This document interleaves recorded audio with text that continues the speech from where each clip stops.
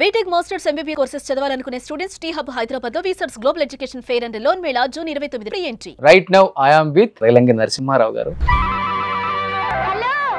ఓర్ని నువ్వా నా కెమెరాకి ఇచ్చాయి. మింగేశాను. మింగేసింది ఇవ్వడం ఎలా కుదురుతుంది? రేపొద్దున్నే వచ్చి వెతుక్కో. కడుపులో అరిగిపోకుండా ఉంటే దొరుకుతుంది.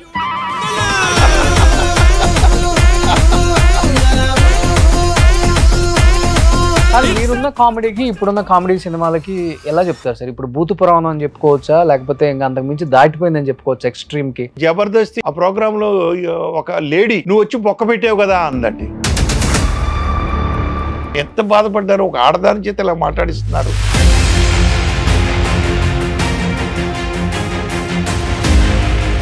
ఏమీ టెక్నాలజీ లేనప్పుడే 100కి పైన సినిమాలు తీసిన డైరెక్టర్లు ఒక 7-8 మంది మనోళ్ళు ఉన్నారు. ఇప్పుడు అంత టెక్నాలజీ వచ్చింది, డబ్బు ఉంది, అయినా కానీ ఒక డైరెక్టర్ తన లైఫ్ టైం అయిపోయేలోపు 20 నుంచి 30 సినిమాలు కూడా చేయలేకపోతున్నారు. స్టోరీస్ గొప్పగా ఉన్నాయంటే ఏం లేదు, పాత సినిమాలని అటు ఇటు చేస్తున్నాం. రేలంగి గారు, మీరు మన కమిడియన్ రేలంగి గారు ఉన్నారు కదా, వాళ్ళ అబ్బాయి అని అంటుంటారు ఎక్కువ, చాలా మంది తెలియక, తెలుసా లేకపోతే? నేను వాళ్ళ అబ్బాయిని కాదు సార్. మీరు చూసినప్పుడు సుమన్ గారు అసలు ఎలా ఉండేవాళ్ళు sir? One of the super star అండి. నిజంగా అది బ్లూ ఫీలింగ్ కేసా, లేకపోతే ఆయన బలి చేయాలని పెట్టిన కేసా? ఏదో something behind is there, definite గా, నో డౌట్ ఎట్ ఆల్. అప్పుడు రాజేంద్ర ప్రసాద్ గారు అసలు ఎలా ఉండేవాళ్ళు? ఇప్పుడు రాజేంద్ర ప్రసాద్ గారి స్పీచ్లు కొన్ని బాగా వైరల్ అవుతున్నాయి కాబట్టి టంగు బాగా స్లిప్ అవుతున్నారు, ఏదంటే అది మాట్లాడేస్తున్నారు. ఈ మధ్యన ఏమైందంటే అండి, దెబ్బ మీద దెబ్బలు కొడతా ఉన్నాయండి ఆయనకి. అమ్మాయి కూతురు ఇదవుడు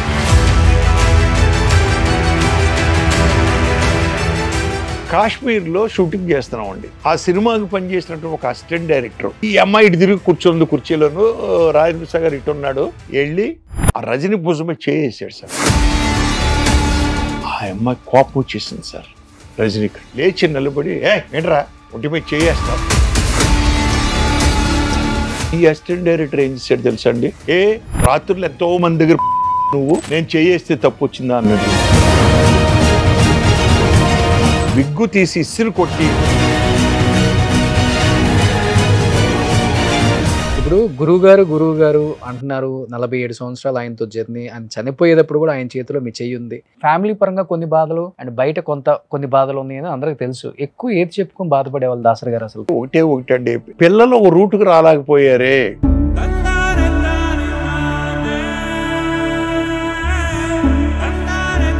పద్మ గారు చనిపోయిన తర్వాత బాగా మానసికంగా డిప్రెషన్కి వెళ్ళిపోయాడు సార్ ఆయన.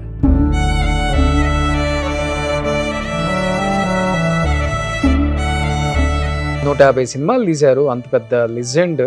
ఆయన చనిపోతే ఇండస్ట్రీ ఎవరు రాలేదన్న బాధ ఉంది కదా మీకు? ఆ బాధ ఉందండి.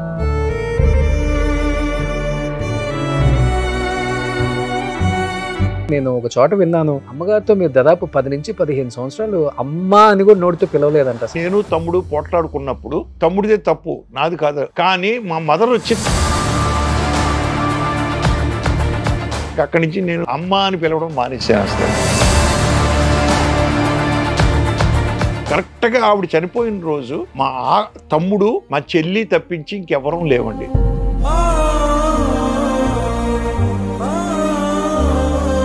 ఇంటికి వెళ్ళేటప్పటికి ఇంటి దగ్గర ఆ బెంచీలు ఉన్నాయి, పందిరేస్తుంది, భౌతికాయం లేదండి.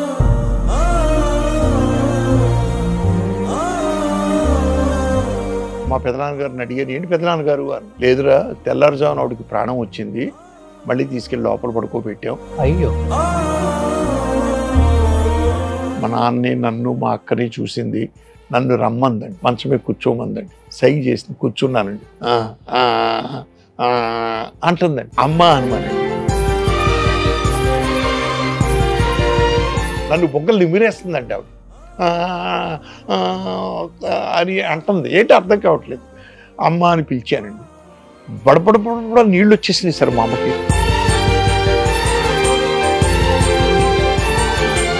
స్నానం చేసి బయటకు వచ్చేటట్టు గొల్లుని ఏడుపు వినిపించిందండి. ఏంటని చూస్తే మదరు చనిపోయింది.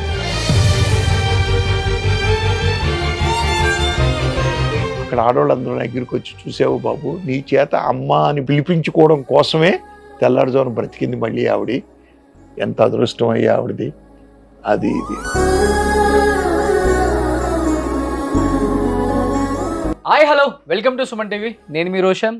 రైట్ నౌ ఐఆమ్ విత్ దర్శక దిగ్గజం అని చెప్పుకోవచ్చు అనమాట. ఆయన తీసిన సినిమాలన్నీ కూడా ఆల్మోస్ట్ సిల్వర్ స్క్రీన్ మీద మనం చూసిన ప్రతి సినిమా కూడా కడుపుబ్బా నవ్వించే సినిమాలు. కామెడీకి కేర్ ఆఫ్ అడ్రస్ మాత్రమే కాకుండా కుటుంబ చిత్రాలతో పాటు ప్రతి ఒక్క సినిమా కూడా ఆయన చూస్తూ ఉంటే అంత ఆహ్లాదకరంగా, ఆనందంగా, ఫ్యామిలీతో కూర్చొని ఎంజాయ్ చేసే అలాంటి సినిమాలు తీసిన ఒక దర్శకుడు. ఇద్దరు కిలాడీలు, కన్నయ్య కిట్టయ్య, ఎదురింటి మొగుడు పక్కింటి పెళ్ళాం, భామా కలాపం. సో ఇలా చెప్పుకుంటూ పోతే మన్మథలీల, కామరాజ్ గోల, ఎన్ని సినిమాలు, దాదాపు 76 సినిమాలు తీస్తే 67 సినిమాలు, 100 days, 150 మినిమం. ఆయన సినిమా తీస్తే గ్యారంటీ అనుకున్న ప్రొడ్యూసర్స్, హీరోస్ కోకొల్లలు అని చెప్పుకోవచ్చు. అలాంటి ఒక గొప్ప డైరెక్టరే మన రేలంగి నరసింహారావు గారు మనతో పాటు ఉన్నారు. చాలా విశేషాలు కామెడీగా మాట్లాడేసుకుందాం. సార్ నమస్తే. నమస్తే. Thank you for your good compliments. అంతే కదా సార్, ఇప్పటికీ ఈటీవీ సినిమాలో, ఈటీవీలో ఆ సినిమాలు చూస్తున్నంతసేపు ఎంత హ్యాపీగా నవ్వుకుంటాం సార్. అందులో ముఖ్యంగా మీరు తీసిన సినిమాలలో దాదాపు 30 నుంచి 35 సినిమాలు రాజేంద్ర ప్రసాద్ గారితోనే. అవునండి. ఒక 20 నుంచి 25 సినిమాలు చంద్రమోహన్ గారితో, ఒక 50 నుంచి 55 సినిమాలు ఇక్కడే అయిపోయింది లిస్టు. అవును, సగం జర్నీ ఇక్కడే అయిపోయింది. కానీ సగం జర్నీ ఇక్కడ అయిపోయినా కానీ సార్, చెప్పాలంటే ఒక 2 తరాలు 3 తరాల ఆడియన్స్ని, ప్రేక్షకుల్ని కడుపుబ్బా నవ్వుకునేలాగా, ఆరోగ్యంగా ఉండేలాగా, రాజేంద్ర ప్రసాద్ గారి సినిమాకి వెళ్తే మంచి కామెడీ ఉంటుందిరా, డైరెక్టర్ బాగా తీస్తాడు అనే పేరు తెచ్చుకోవటమే కాకుండా 50 సంవత్సరాలు అయింది ఇండస్ట్రీకి వచ్చి, ఇప్పటికి మీ పేరు మర్చిపోలేని ఇప్పుడు జనరేషన్ పిల్లల్ని కూడా చూస్తున్నాం మేము. ఎలా అనిపిస్తుంది ఈ జర్నీ? చాలా సంతోషం అనిపిస్తుందండి. దేవుడు ఇచ్చినటువంటి వరం అనిపిస్తూ ఉంటుంది. తర్వాత అభిమానులు పోషించడందే రేలంగి నరసింహారావు సినిమా. అప్పుడు హీరో సినిమా అని చెప్పుకోవడం అలవాటు, కానీ ఒక స్టేజ్కి వచ్చేటప్పటికి జంజాల గారి cinema, Relangi cinema, Vamsi cinema అని చెప్పుకోవడం. అంటే అంతకుముందు దాసనారాయణరావు గారు, రాఘవేంద్రరావు గారు, విశ్వనాథ్ గారు సినిమా పేర్లు చెప్పుకున్నారు. అవును, వాళ్ళ తరం తర్వాత మళ్ళీ మా తరంలో వచ్చేటప్పటికి జంజాల గారి పేరు, నా పేరు, వంశీ గారి పేరు, మరి ఇంతమంది పేర్లు, ఈవీవి గారి పేర్లు, కృష్ణారెడ్డి గారి పేర్లు అన్నీ చెప్పుకుంటున్నారంటే మరి అదృష్టమే కదండి. ఆ భగవంతుడు ఇచ్చిన వరం డెఫినెట్గా చెప్పాలంటే. ఓకే, చెప్పాలంటే మీ టైంలో ఎక్కువ హీరోనే చూస్తారు. అవునండి, ఆయన ఇమేజే కనిపిస్తుంది స్క్రీన్ మీద. డైరెక్టర్ పేరు పెద్దగా తెలియదండి. ఎందుకంటే ఇప్పుడు చాలా మంది డైరెక్టర్స్ 50 సినిమాలు 100 సినిమాలు చేసిన డైరెక్టర్స్ కూడా ఉన్నారు మీ టైంలో, కానీ డైరెక్టర్స్ పేర్లు తెలియవండి. కానీ ఒక సినిమా రిలీజ్ అవుతుంటే మీరు చెప్పినట్లుగానే అరే వంశీ గారి సినిమారా, అవును వాళ్ళిద్దరు ఇష్టపడ్డారు, లేకపోతే తేజ సినిమా, ఇప్పుడు నాకు తెలిసి రాజమౌళి గారి సినిమా అంటాం. ఇప్పుడు పెద్దగా చెప్పుకోరు డైరెక్టర్ల పేర్లు కూడా, చెప్పుకోరు. సూపర్ హిట్ సినిమా మళ్ళీ, కానీ డైరెక్టర్ పేరు తెలియదు. దేవుడి దయ వల్ల మీకు వచ్చిన గొప్ప అదృష్టం ఇది. అదే అదృష్టం, భగవంతుడు ఇచ్చినటువంటి వరం అండి నిజంగా. డెఫినెట్ గా సూపర్ సార్. అదే. సో మీ ఫస్ట్ గురువు గారు అంటే దాసరి గారే. ఒరిజినల్ గా గురువు గారు ఆయనే, కానీ ఫస్ట్ నేను పనిచేసినటువంటి ఇద్దరు డైరెక్టర్లలో నాకు గురువు అని చెప్పుకునేది కేఎస్ఆర్ దాస్ గారు. ఓకే, ఫస్ట్ ఒకే ఒక సినిమా చేశాను, కేఎస్ఆర్ దాస్ గారు. అంటే సెట్లో ఏమైనా తప్పు చేస్తే ఇమీడియట్లీ మందలించేవారు సార్ దాస్ గారు. ఆయన ఒక చిన్న ఇన్సిడెంట్ నేను చెప్తాను మీకండి. నేను అసిస్టెంట్ డైరెక్టర్గా ఆ సినిమాకి పనిచేస్తాను. ఊరికి ఉపకారి, చరంగారి హీరో అండి, దాంట్లో హారతి హీరోయిన్, ఎంఎస్ రెడ్డి గారి సినిమా అండి అది. అది చేస్తూ ఉన్న టైంలో ఆయన టూ ఫాస్ట్ అండి. ఎంత ఫాస్ట్ అంటే ఈ షార్ట్ కట్ అనగానే రెండో షాట్ పెట్టి క్లాప్ ఇన్ అంటాడండి. అంటే ఇప్పుడు క్లాప్ బోర్డు మీద మనకి scene number, take number, shot number ఉంటాయి. ఇవన్నీ నోట్ చేసుకోవాలి మేమండి. ఎడిటింగ్ రిపోర్ట్లు, అప్పట్లో ఎడిటింగ్ రిపోర్ట్ ఉండేది, ఇప్పుడు లేదు. ఆ డీటెయిల్స్ రాసే లోపలనే సెకండ్ షాట్ అని కూడా ఆయనండి. ఓకే, అంచేత తొందరగా ఉండేవాళ్ళం. ఆడావుల్లో ఏమైందంటే ఒకరోజు నాకు ఒక షాట్ అయిపోయిన వెంటనే ఓకే అన్నాడు ఆయన. గప్పు అసిస్టెంట్ డైరెక్టర్ అంటే ఆ రోజుల్లో క్లాప్ బోర్డు సంఖ్యలో పెట్టుకోవడం, రిపోర్ట్ సంఖ్యలో పెట్టుకోవడం, రిపోర్ట్ బుక్ ఏమండి, రాసే పెన్ ఏమో ఈ చెవిలో పెట్టుకుంటారు, ఇంకో చెవిలోనేమో శుద్ధ ముక్క అండి రాయడానికి. ఇది తుడుచుకోవడానికి గుడ్డ జేబులో పెట్టుకోవడం. Clap board okay. ఇలా ఉండేది అసిస్టెంట్ డైరెక్టర్ యొక్క పరిస్థితి ఆ రోజుల్లోనండి. షార్ట్ అవగానే కప్పు కూర్చుని నేను అటు ఇటు చూసాను, ఎవరు కనపడలేదు. క్లాప్ బోర్డు నేల మీద పెట్టండి, రోడ్డు మీద అవుట్డోర్ పోరూరులో తీస్తున్నాం, మద్రాసులో చెన్నైలో. రోడ్డు మీద పెట్టి మోకాళ్ళ మీద కూర్చుని రిపోర్ట్ బుక్ రాస్తా ఉన్నాను తొందరగా. 2 కాళ్ళు అలా వచ్చినాయండి. అలా పైకెత్తి చూస్తే దాస్ గారు ఎరా లే అన్నారండి. సార్ ఏంటి సార్ అన్నాను. క్లాప్ బోర్డ్ క్లాప్ బోర్డ్ తీసాను, లగే అన్నాడు. కళ్ళకు అద్దుకున్నాడండి. నన్ను ఫాస్ట్ అని కొట్టాడు సార్ ఆయన. సార్ ఏంటి సార్ ఇది? ఏంట్రా ఇది? ప్రొడ్యూసర్కి లక్ష్మిరా, మనకి సరస్వతిరా. అటువంటి దాన్ని నడి రోడ్డు మీద నలుగురు నడిచే రోడ్డు మీద పెట్టేసి నువ్వు రిపోర్ట్ రాస్తావా నువ్వు? అది కాదు గురువు గారు, ఎవరు లేరు ఇక్కడ చేయడానికి ఇవ్వడానికి, అందుకని ఆ పుస్తకం కింద పెట్టుకో, క్లాప్ బోర్డు పైన ఆ పుస్తకం పెట్టుకుని రాయి, తప్పేంటి? లేదు ఇదిగో ఈ కాస్ట్యూమర్ ఉన్నాడే, లేదు ఈ మేకప్ మ్యాన్ ఉన్నాడే, అంతా అయిపోయింది కదా, వాళ్ళు మేకప్లు అయిపోయినాయి, కాస్ట్యూమ్స్ అయిపోయినాయి, ఖాళీగా కూర్చుని చూస్తున్నారు షార్ట్లన్నీ, వాళ్ళకి ఎవరికైనా ఇవ్వచ్చు కదా ఒకటికి, ఇంకెప్పుడు అలా చేయకు, దృష్టిలో పెట్టుకో అన్నాడు సార్. ఈ రోజు వరకు నేను ఎందుకు మర్చిపోలేనంటే, ఈరోజు క్లాప్ బోర్డుతో పని లేదండి సినిమాకి, కానీ అయినా పూజలో మనం క్లాప్ బోర్డు పెడుతున్నాం. ఈరోజు క్లాప్ బోర్డు యొక్క ప్రాముఖ్యత అంతా చెప్పాడు సార్ ఆయన, దాస్ గారు. అది అయిపోయింది. ఇలాంటి పాఠాలు చాలా నేర్పియాడండి ఆయన. ఎగ్జాంపుల్ ఇంకోటి కూడా చెప్తాను నేను. ఊరుకొప్పకారి క్లైమాక్స్ తీస్తున్నామండి. తీస్తూ ఉండగా గుమ్మడి గారు కోపం వచ్చేసి గన్ తీసుకుని ఇతను పేల్చాలి, హీరోనండి, పేల్చాలి, కాల్చాలి. ఆ గన్ను పెట్టడం మర్చిపోయాం సార్ సెట్లో. మేము ఎవరికీ గుర్తులేదు అసలు. అక్కడ ఆ హాల్లో ఏ గోడకి పెట్టలేదు. గురువు గారేమో గుమ్మడి గారు అలా వెళ్ళి గన్ తీసుకొని వస్తారు, ఇలా కాలుస్తారు అని షార్ట్ చెప్పాడండి. నేను అసోసియేటు అసిస్టెంట్లు అందరూ కంగారు పడిపోయాం. అవును, గన్న కావాలి కదా, సీన్లో రాస్తుంది కదా, మనం ఏ గోడకి పెట్టలేదు ఎక్కడాను అని కంగారు పడిపోతూ ఉంటే, ఏంటో కంగారు పడుతున్నారు అన్నాడు. కాదు సార్ గురువుగారు ఎక్కడా పెట్టలేదు గన్ను, మేము అక్కర్లేదు, నేను తీస్తాను చూడండి అని చెప్పి ఒక గోడ దగ్గర ఒక షాట్ పెట్టుకుని గుమ్మడి గారు ఎంటర్ అయ్యి ఆ గోడ దగ్గర గన్ తీసుకుని వచ్చి మళ్ళీ బ్లాక్లోకి వచ్చి అన్నీ చేస్తాడండి అని షార్ట్ అయిపోయిన తర్వాత ఎక్స్ప్లెయిన్ చేశాడు. జరగబోయే దానికి మనం ఇప్పుడు సపోజ్ ఇక్కడ గన్ ఉంది, తర్వాత షాట్ తీస్తున్నాం, మళ్ళీ ఈ గన్న తీసుకున్న షాట్ తర్వాత మళ్ళీ గన్ అక్కడ పెట్టేసాడు అనుకుందాం. గన్ను లేకపోతే తప్పు. ముందే ఎవడో ఇటు గన్ను పేలుస్తాడు, గన్ను ఎక్కడుంది రా సెట్లో అని ఎవడో చూడ్డు. జరగబోయే సీక్వెన్స్లో తప్పేం కాదు. ఇలాంటి పాఠాలు నేర్పాడు సార్ ఆయన. సో గురువే కదా మరండి, చాలా విషయాలు నేర్పాడు అలాగే ఆయన. తర్వాత నాకు మెయిన్ గురువు దాసర్ గారు. ఓకే. నేను ఆ సినిమా తర్వాత ఇంకా గురువుగారి దగ్గర సెటిల్ అయిపోయానండి.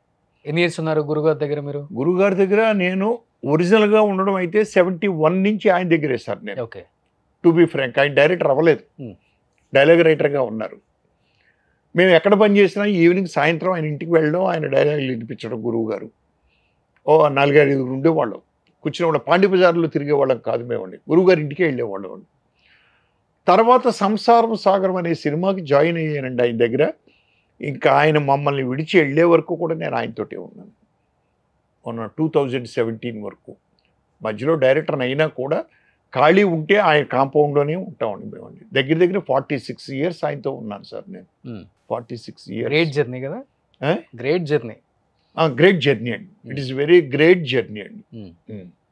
ఎవరు లేరు ఆయనతో ఎవరు లేరు, అంత 46 ఇయర్స్ ఎవరు లేరండి. సో డైరెక్టర్స్ అయిన తర్వాత మర్చిపోయిన వాళ్ళు ఉన్నారు, సంపాదించుకున్న తర్వాత మనకెందుకులే వెళ్ళి ఇప్పుడు అదంతా వింటాం, మనకు అవసరమా అని అన్న వాళ్ళు కూడా ఉన్నారు, చూసాం కూడా, ఉండొచ్చు. బట్ నాకు ఆయన లైఫ్ ఇచ్చాడు సార్. ఓకే. ఎందుకు అంటే నేను ఒక అనామకుడిని, స్టేజ్ మీద నాటకాలు వేసాను, అది వాస్తవం. కోటరామకృష్ణ నేను క్లాస్మేట్స్, బెంచ్మేట్స్, రూమ్మేట్స్. అప్పుడు ఫైనల్గా గురుమేట్స్ అయ్యాం, అది వేరే విషయం. అతను ఎక్కువ డ్రామాలు వేసేవాడు, నేను తక్కువ వేసేవాడిని. ఎందుకు అంటే నేను ఎంబీబీఎస్కి వెళ్ళాలని, మా నాన్నగారు వారసత్వం తీసుకోవాలని, మా నాన్న డాక్టర్. ఓకే. సో కోటరామకృష్ణ ఏంటి, లేదు సినిమా ఫీల్డ్కే వెళ్ళాలి, నాటకరంగం సినిమా ఫీల్డ్, నాటకరంగం సినిమా ఫీల్డ్ కోడి, అది పక్కన పెడితే నేను సినిమా ఫీల్డ్కి సడన్గా వచ్చేసానండి. ఎంబీబీఎస్కి నాకు ఎలిజిబిలిటీ లేక మార్క్స్ నన్ను డిస్కార్డ్ చేస్తే, చదువు మానేస్తే, నాన్నగారు చదువు ఏంటి ఇలా తిరుగుతున్నాడు అది ఇది అని చెప్పి నాన్నగారికి నాటక రంగం మీద మక్కువ ఎక్కువండి. ఆయన తీసుకొచ్చి నన్ను జాయిన్ చేశాడు సినిమా ఫీల్డ్లో.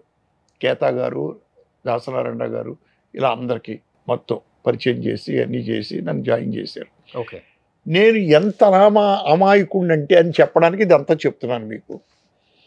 ఆ సినిమా షూటింగ్ చేస్తున్నా, మహమ్మద్ బిన్ తుగ్లక్ అనే సినిమా షూటింగ్ చేస్తూ ఉండగా నాన్నగారు నాకు ఉత్తరం మీద ఉత్తరం రాస్తున్నారు. ఒరే మమ్మల్ని వదిలిపెట్టి ఎప్పుడూ లేవు నువ్వు, ఇన్నాళ్ళు అయ్యింది, ఒక ఉత్తరం మొక్క లేదు, పాడు లేదు, ఏమీ లేదు, ఏంట్రా ఇది, ఎలా ఉన్నావు చూడు అని ఓ 20 ఉత్తరాలండి 20 రోజులు వరుసగా వస్తూనే ఉన్నాయి సార్.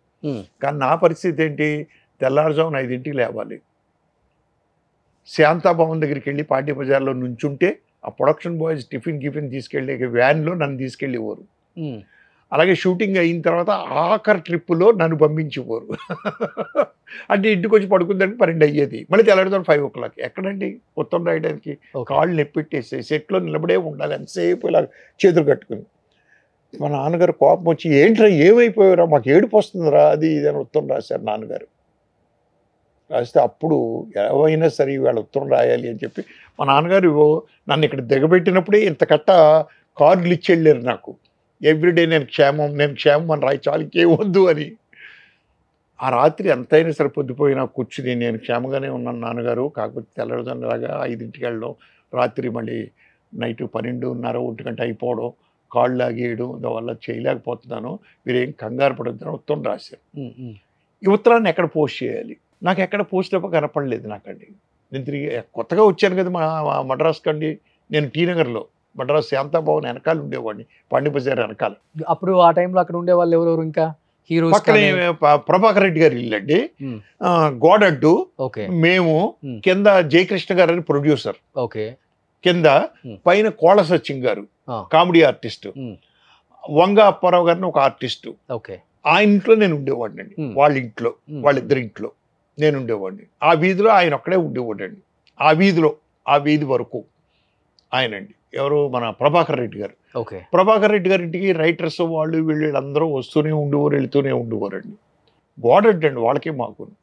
ఆ లెటర్ పట్టుకుని ఎక్కడ పోస్ట్ చేద్దాం, చూద్దాం, కుర్రోళ్ళని అడుగుదాం, టిఫిన్ కుర్రోళ్ళు ఉన్నారు కదా వాళ్ళ చేతి ఎవరికన్నా ఇచ్చి వేయమందాం అని చెప్పి చేతిలో పట్టుకున్నాను. సడన్గా గుర్తుకొచ్చిందండి నాకు, అవును మనం రోజు కారు దిగుతున్నామే, ఆ దిగే చోటే కరెక్ట్గా పోస్ట్ డబ్బా ఉంది కదా, దాంట్లో వేస్తే బాగుండు అనుకుని కుర్రోళ్ళని అడగకుండా కారు ఎక్కేసుకొచ్చి వెళ్ళి కారు దిగి నేరుగా టిఫిన్కి వెళ్లకుండా వెళ్ళి ఆ పోస్ట్ డబ్బాలో ఉత్తరం వేసేసి కార్డు వచ్చి టిఫిన్ చేసి సెట్లోకి వెళ్ళిపోయారు. బండిరెడ్డి నరసింహారావు గారిని చనిపోయారు, అసోసియేట్ డైరెక్టర్. నందనరావు గారు బావమరిది, ఆయన అసోసియేట్. మన సాగర్ గారు మీకు తెలిసే ఉంటుంది, ఆయన ఫస్ట్ అసిస్టెంట్ అండి ఆ సినిమాకి. నేను అప్రెంటిస్ని, ముగ్గురమే మేమండి. సో షూటింగ్లో నుంచి ఉన్నా, వచ్చేటికి కొంతసేపటికి ఒక అరగంట తర్వాత ఒక మనిషి వచ్చాడండి. వచ్చి, ఏమండి ఇక్కడ రేలంగి నరసింహారావు ఎవరండి అన్నాడు. ఈయన కంగారు పడ్డాడు సాగర్ గారు. కొత్త కుర్రోడు వీడు, ఏదో తప్పు చేసి ఉంటాడు, అందుకనే వచ్చాడు ఫ్లోర్ ఇన్ఛార్జ్ అడగడానికి. ఏమన్నా సార్ ఏమైనా తప్పుడు పని చేసి, అవే ఏం చేయలేదు సార్ నేను, అది ఇది మీ కళ్ళెదురుగుండానే ఉంటారు కదా సార్, ఎప్పుడు నేను బయటికి వెళ్ళను, నేను ఎక్కడికైనా అది ఇది. ఏమిటి ఏమైంది అండి, ఏమీ లేదు ఆయనకు ఉత్తరం వచ్చిందండి అన్నాడు. ఉత్తరం వచ్చిందా, ఉత్తరం రావడం ఏంటి, నేను ఇప్పుడే కదా మా నాన్నగారికి ఉత్తరం రాశాను, ఇలాగేమండి అని చూస్తే నా ఉత్తరం నాకే వచ్చింది. సాగర్ గారు, ఏంటి సార్ నా ఉత్తరం నాకే వచ్చింది అన్నాడు. చూశాడు, ఎక్కడేసేవన్నాడు, అక్కడ అన్నాడు. పిచ్చిన అది సెట్ రాది, సెట్టు డబ్బా, వీధి సెట్ అండి అది, ఆ వీధి సెట్లో పోస్ట్ ఆఫీస్ డబ్బా. అంత అనామకుణ్ణి 76 సినిమాలు చేసే లెవెల్కి తీసుకెళ్ళిన ఘనత కేవలం గురువు గారు. గ్రేట్ అండి, గురువు గారు సూపర్. నిజంగా 76 అన్నారు కాబట్టి కొన్ని సినిమాలు చూద్దాం, ఆయన 100 days ఆడిన సినిమాలు ఇప్పుడు కూడా మనం టీవీలో చూస్తూ నవ్వుకుంటూ ఎంజాయ్ చేసే సినిమాలు. అమ్మో బొమ్మ ఏం చెప్తారు ఒక్క మాటలో ఎక్స్పీరియన్స్ ఈ సినిమా? ఇది యాక్చువల్గా గురువు గారు తీద్దామని కొన్న సినిమా అండి. ఆయన నా డైరెక్షన్లో ఆయన తీద్దామని తీయలేకపోయారు పాపం పరిస్థితుల వల్ల.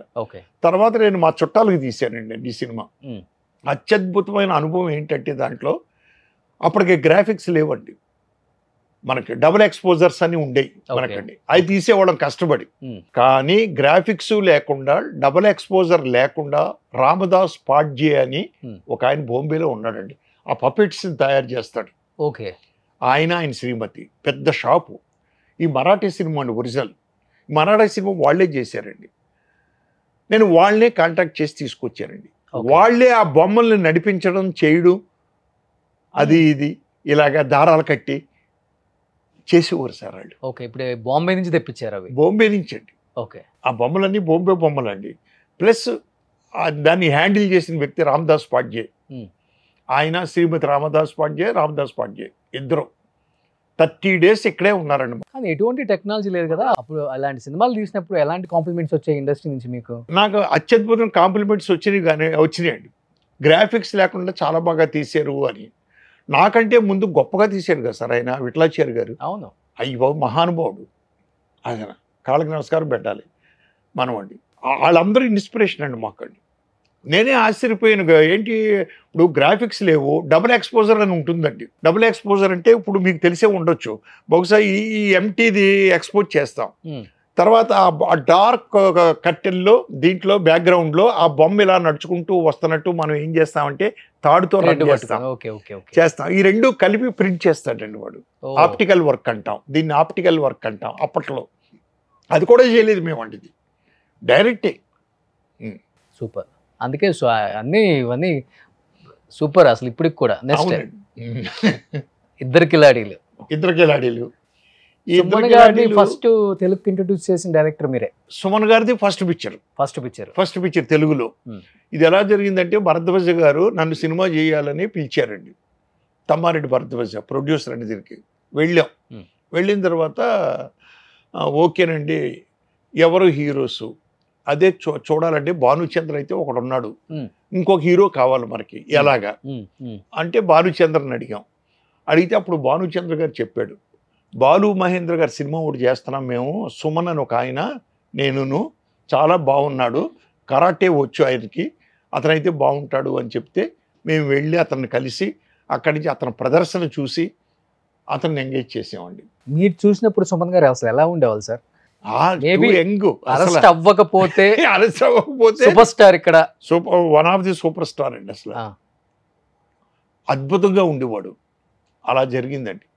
అలాగే జయసుధ గారి విషయం గ్రేట్ అండి. ఏంటంటే జయసుధ గారు ఈ సినిమాలో చేయదగ్గ క్యారెక్టర్ కాదు. ఆవిడ ఒక ప్రాషూట్ అని ముద్రపడినటువంటి క్యారెక్టర్ అండి అది. ఓకే. కానీ భరద్వాజ్ గారికి వాళ్ళకి, లేకపోతే భరద్వాజ్ గారి నాన్నగారికి ఆవిడికి ఉన్నటువంటి ఎఫెక్షన్ మీద జయసుధ గారు ఒప్పుకున్నారు. అలాగే మా కాంపౌండ్లో మాకు బాగా అటాచ్మెంట్ అండి జయసుధ గారు. ఓకే. దాసర్ గారి కాంపౌండ్లో మురళీమోహన్ గారు కానీ, మోహన్ బాబు గారు కానీ, జయసుధ గారు కానీ, అందరూ దాసర్ గారు యూనివర్సిటీ నుంచి వచ్చిన వాళ్ళమే కదా అందరూ.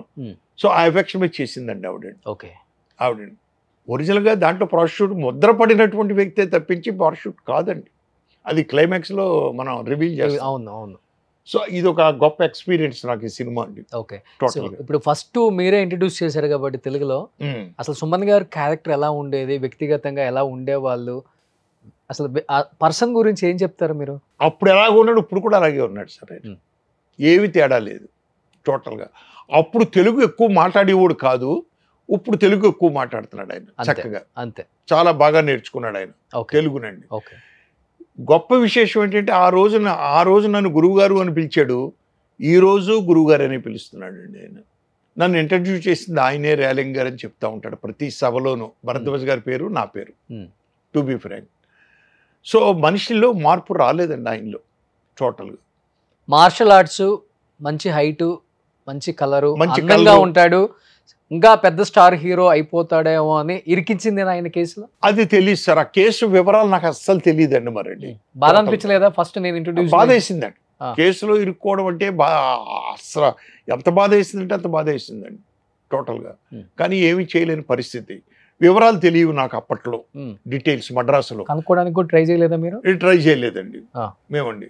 ఎక్కడో ఆయన ఉండేవాడు మద్రాసు దాటి ఎదరా. తర్వాత షూటింగ్స్కి మద్రాసు వరకు పరిమితం చేశారు, ఆ బోర్డర్ దాటి వెళ్ళడానికి ఇల్లేదు అనండి. అలా జరిగిందండి. ఒకటి చెప్పండి సార్, నిజంగా అది బ్లూ ఫిలిం కేసా లేకపోతే ఆయన బలి చేయాలని పెట్టిన కేసా? నిజంగా బ్లూ ఫిలిము అనేది ఆయన నేచర్ కాదు సార్, నాకు తెలిసి ఆయన నేచర్కి అది కాదు నాకు తెలిసి. ఏదో సంథింగ్ బిహైండ్ ఈస్ దేర్ డెఫినెట్గా, బలి చేయాలి, no doubt at all. Okay, అదే చాలు ఆన్సర్. నెక్స్ట్ సంసారం ఓ సంగీతం. ఇది నవతా కృష్ణరాజు గారి సినిమా అండి. ఇది ఒక చక్కని ఎక్స్పీరియన్స్ ఏంటంటే, నవతా కృష్ణరాజు గారు పిలిచారు. దీంట్లో కామెడీ చిన్న జోక్ చెప్తాను మీకు. పిలిచి నన్ను రైటర్ సత్యానంద్ గారిని పిలిచారు. పిలిచి డిస్కషన్లో కూర్చున్నాం. సబ్జెక్ట్ ఆయనదే. మేమండి సబ్జెక్ట్ విన్న తర్వాత ఆయనకి ఎక్స్ప్లెయిన్ చేయాలంటే కష్టం సార్, ఎందుకంటే ఆయనకి చెవుడు ఓకే బాగా నవతా కృష్ణరాజు గారికి. మేము యాగలా పోతున్నాం, అది ఇది ఏం చేయాలి అర్థం కాలేదండి. ఆ టైంలో ఆయన ఏం చేయంటే ఒక మీడియేటర్ని పెట్టుకున్నాడు నవతా కృష్ణరాజు గారు, ఒక రైటర్ అంటే అతన్ని పెట్టుకుని మేము మాట్లాడింది ఆయనకి గట్టిగా చెప్పడం. ఆయన ఏమండి సత్యానంద్ గారు అనేది ఏంటంటే అని కూడా ఆయన మేము ఈయనకి చెప్పేవాళ్ళం. ఏమండి మేము ఇలాగా అది ఇదని మేము చెప్తే ఆయన చెప్పేవాడు, ఈయన ఆ విధంగా చేసేవాడు అండి. ఓకే, అయితే నవతా కృష్ణరాజు గారితో ఈ సబ్జెక్ట్ విన్న తర్వాత నేను సత్యానంద్ గారు ఫ్రాంక్గా చెప్పామండి, ఏమండి సెకండ్ హాఫ్ పడిపోయింది సార్, బాగోలేదు. హీరో అనేవాడు రేప్ చేస్తే, రేప్ కాదు వేరే అమ్మాయి దగ్గర పడుకుంటే సహించలేరు జనం. హీరో ఓ మార్గదర్శి, మంచిగా ఉండాలి అనుకునే క్యారెక్టర్. అటువంటిది తన బాసు పెళ్ళాం దగ్గర ఇతను మందు తాగేసి పొరపాటును పడుకోవడం అనేది బాగోదు సార్, అది కొంచెం ఇబ్బంది అవుద్ది చూడండి సార్ అని చెప్పాం. వద్దు, నేను ఈ సినిమాయే తీయాలనుకుంటున్నాను, ఇలాగే చేద్దాం, నేను వదులుకోలేను. ఎందుకంటే పెద్ద కంపెనీ అండి, ఎన్ని సూపర్ హిట్లు ఇచ్చారండి వాళ్ళు. ఇంటి డ్రామాయను ఇలాంటి సినిమాలు సూపర్ హిట్లు ఇచ్చిన పంతులమ్మ ఇలాంటి సినిమాలు తీశారు పెద్ద డైరెక్టర్లతోటి. సత్యానంద్ గారు సర్లే కానిచ్చేద్దాంలేండి అని చేసేవాళ్ళు. చేసిన తర్వాత ఈయన డైలాగులు, సత్యానంద్ గారి డైలాగులు వచ్చిన తర్వాత మళ్ళీ దాంట్లో కొన్ని చేర్పు మార్పులు చేసేవారు ఈయన. నాకు ఇబ్బందిగా ఉండేది, ఎందుకంటే సత్యానంద్ గారు గ్రేట్ రైటర్ అండి, పెద్ద రైటరు. ఈయన చేర్పు మార్పులు చేసేవారు. ఆ విధంగా మొత్తం మీద చేసుకుంటూ వచ్చి ఒక పూర్ణిమకు ఒక సాంగ్ కూడా పెట్టామండి సినిమాలో. ఇప్పుడు లేదు ఆ సాంగ్ సినిమాలో. భరతనాట్యం లాంటిదండి, సెకండ్ హాఫ్లో వస్తుందండి అది. ఓకే, అది చూస్తే అసలు సెకండ్ హాఫ్ చూడబుద్దేది బాబు, బోరు కొట్టేస్తుందండి జనానికి. వద్దు మొర్రో అన్న పెట్టించాడండి ఆయన. పెట్టిస్తే కాపీ చూసిన తర్వాత ఆయనే అన్నారు తీసేయమని, తీసేయండి ఆ పాట. ఆ విధంగా జరిగేయండి. ఓ సూపర్. నెక్స్ట్ కాబోయే అల్లుడు. ఏమైపోయారు ఈ ఆర్టిస్ట్, ఎంత సూపర్ డూపర్ మంజు ఇచ్చారు. ఒరిజినల్ పేరు మంజు, ఇక్కడ కల్పన. కల్పన ఈ అమ్మాయి పేరు కల్పన. మార్చాం ఓకే మేమండి, మేము మార్చాం. ఫస్ట్ తెలుగు సినిమా ఫీల్డ్ తీసుకొచ్చింది నేనే ఈ అమ్మాయిని. తెల్ల గులాబీలు అనే సినిమాలో తీసుకొచ్చానండి ఈ అమ్మాయిని. ఓకే, ఫస్ట్ టచ్ లో ఉన్నారు ఇప్పుడు? అయ్యా లేదండి, వాళ్ళు మద్రాసులో ఉండిపోయారు, మనం ఇక్కడ ఉండిపోయాం. రేవతి గారిని మీరే తీసుకొచ్చారు? రేవతిది ఫస్ట్ పిక్చర్ మందే, రేవతిది మానస వేడ. ఓకే, అన్ని 100 days ఇవన్నీ. ఇది 100 days. దీంట్లో శాంతిప్రియ ఫస్ట్ పిక్చర్ అండి, శాంతిప్రియది ఫస్ట్ పిక్చర్. ఏమైపోయారు సార్ కిన్నెర్ గారు? మంచి యాక్ట్రెస్, మంచి ఆర్టిస్ట్ అండి. కిన్నెర్ కూడా ఫస్ట్ పిక్చర్ నాదే, భలే ముగ్గుడు. అవును కూడా ఏదో కేసు అయ్యి, ఆ కేసు వెళ్ళలేదే తెలియదండి. మరి సీరియల్స్ లో చేసేది, లీడింగ్ లో ఉండేది. అవును, తర్వాత ఏమైపోయిందో తెలియలేదండి. కిన్నెర ఆ అమ్మాయిది ఫస్ట్ పిక్చరు మాదే. ఓకే, భలే మొగుడు.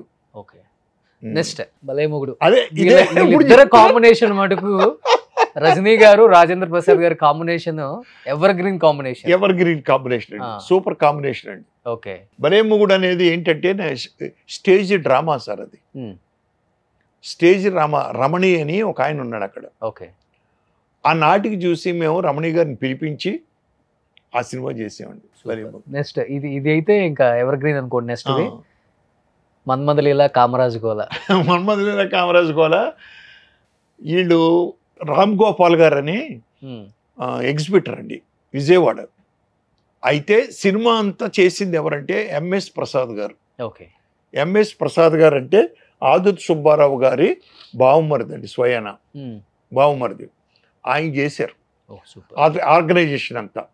బట్ రామ్ గోపాల్ గారు అని విజయవాడ దగ్గర ఒక థియేటర్ ఉందండి, exhibitor okay. వారిదండి. Next Bhama Kalapam. Bhama Kalapam అనేది ఎలా పుట్టిందంటే సార్, రాజేంద్ర ప్రసాద్కి బర్త్డే అంటూ స్టార్ట్ అయ్యింది ఈ సినిమాలోనే సార్. సినిమా సెట్స్ మీద బర్త్డే ఫంక్షన్స్ ఓకే చేయడం అనేది రాజేంద్ర ప్రసాద్ అంతకుముందు లేదు. భామా కలాపం చేసేటప్పుడు నేను రాజేంద్ర ప్రసాద్ గారిని అడిగాను, ఏమండి వీళ్ళ మధ్యాహ్నం మీతో సినిమాలు తీసిన ప్రొడ్యూసర్లకి డైరెక్టర్లు అందరినీ పిలిచి లంచ్ పెట్టి మీ బర్త్డే సెలబ్రేషన్ చేద్దాం అనుకుంటున్నాము అంటే, సరే కానివ్వండి అన్నాడు.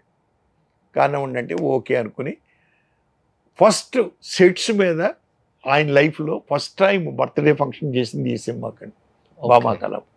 సార్ వీళ్ళిద్దరు కాంబినేషన్లో ఎక్కువ సినిమాలు రాబట్టి వీళ్ళిద్దరి మధ్య గాసిప్స్ అంటారా లేకపోతే నిజం అంటారా దాన్ని? ఎందుకంటే అప్పుల్లో రాజేంద్ర ప్రసాద్ గారు రజనీ గారు పెళ్లి చేసుకోబోతున్నారు అని ఒక టాక్ అయితే గట్టిగా నడిచింది. వీళ్ళిద్దరు ఓపెన్ హార్ట్తో మాట్లాడేటప్పుడు కూడా ఆమె ఒక వర్షన్ చెప్పారు, ఈయన ఒక వర్షన్ చెప్పారు. ఓకే, ఇద్దరితో మీరే చేశారు. గ్యాసిప్స్ నేను విన్నాను, బట్ ప్రత్యక్షంగా ఏ రోజు చూడలేదు నేను. నా సెట్స్లో మాత్రం విడివిడిగానే ఉండేవారు. చక్కగా సీన్ వచ్చినప్పుడు మాత్రం చక్కగా యాక్ట్ చేసేవాడు చేసేవాడు తప్పించి నేను విన్నాను మీలాగే. ఏమని విన్నారు మీరు? ఇది గ్యాసిప్స్ పెళ్లి చేసుకోబోతున్నారు అని విన్నాను, కానీ అడగలేదా మీరు ఎప్పుడు? నేను ఎప్పుడు అడగలేదండి అలాంటి విషయాలు. గమ్మున అడగనండి నేను. రాజేంద్ర ప్రసాద్ కానీ రాజేంద్ర ప్రసాద్ నన్ను కానీ అడగడండి ఎప్పుడు. కానీ ఇంకొకటి ఉంటుంది, కేవలం పెళ్లి చేసుకోవాలని ఎక్కువ ప్రెజర్ చేయబట్టే ఆ ఇండస్ట్రీ నుంచి తొందరగా వెళ్ళిపోయారు. అసలుకి వద్దనుకోని అది అనుకోను సార్, ఎందుకంటే సినిమా ఫీల్డ్లో సినిమాలు వస్తానా కొద్ది వేరే వాళ్ళతోటి మనం జనరల్గా వెళ్ళాం. ఇప్పుడు నేనున్నాను, ఇంత గ్యాప్ వచ్చినా కూడా సినిమా ఫీల్డ్ నుంచి వెళ్ళిపోవాలనే ఆశ ఏమీ లేదండి. ఇంకా రావాలి, సినిమా చేయాలి అనే ఆత్రమే ఎప్పుడు కూడా. ఒక ఆర్టిస్ట్కి కానీ టెక్నీషియన్ కానీ అలాగ ఉంటుందండి ఎప్పుడు కూడా. ఎందుకో తెలియదండి. ఇది కళాతృష్ణ అన్నవండి, సంపాదన అన్నవండి, లేకపోతే నలుగురు పొగుడుతున్నారు అనండి, ఏదో ఒకటి. మొత్తం మీద సినిమా ఫీల్డ్ వదిలిపెట్టి వెళ్ళ బుద్ధి అయిందండి. కానీ కొంచెం స్వింగ్ తగ్గింది కాబట్టి ఆ అమ్మాయి వెళ్ళిపోయిందేమో నా డౌట్. పెళ్లి చేసుకుందండి అమ్మాయి. అవును, పెళ్లి చేసుకున్నారు, మ్యారేజ్ చేసుకుంది ఈ మధ్యకాలంలో. లాస్ట్ ఇయర్ అనుకుంటాను, వాళ్ళ బాబు సీటు కోసం అనుకుంటాను, నాకేదో ఫోన్ చేసింది ఎక్కడో స్కూల్లో కాలేజీలో, మీకు ఏమైనా తెలుసున్న వాళ్ళు ఉన్నారా అని ఏదో టచ్లో ఉన్నారు ఇప్పుడు. నాకు అప్పుడు ఫోన్ చేసిందండి 1 year బ్యాక్ నాకండి. ఆ అమ్మాయి ఆవిడ రజనీ గారు. కానీ మీకు రాజేంద్ర ప్రసాద్ గారికి 22 సినిమాలు ఎలా షింక్ అయింది సార్ మీ ఇద్దరికి?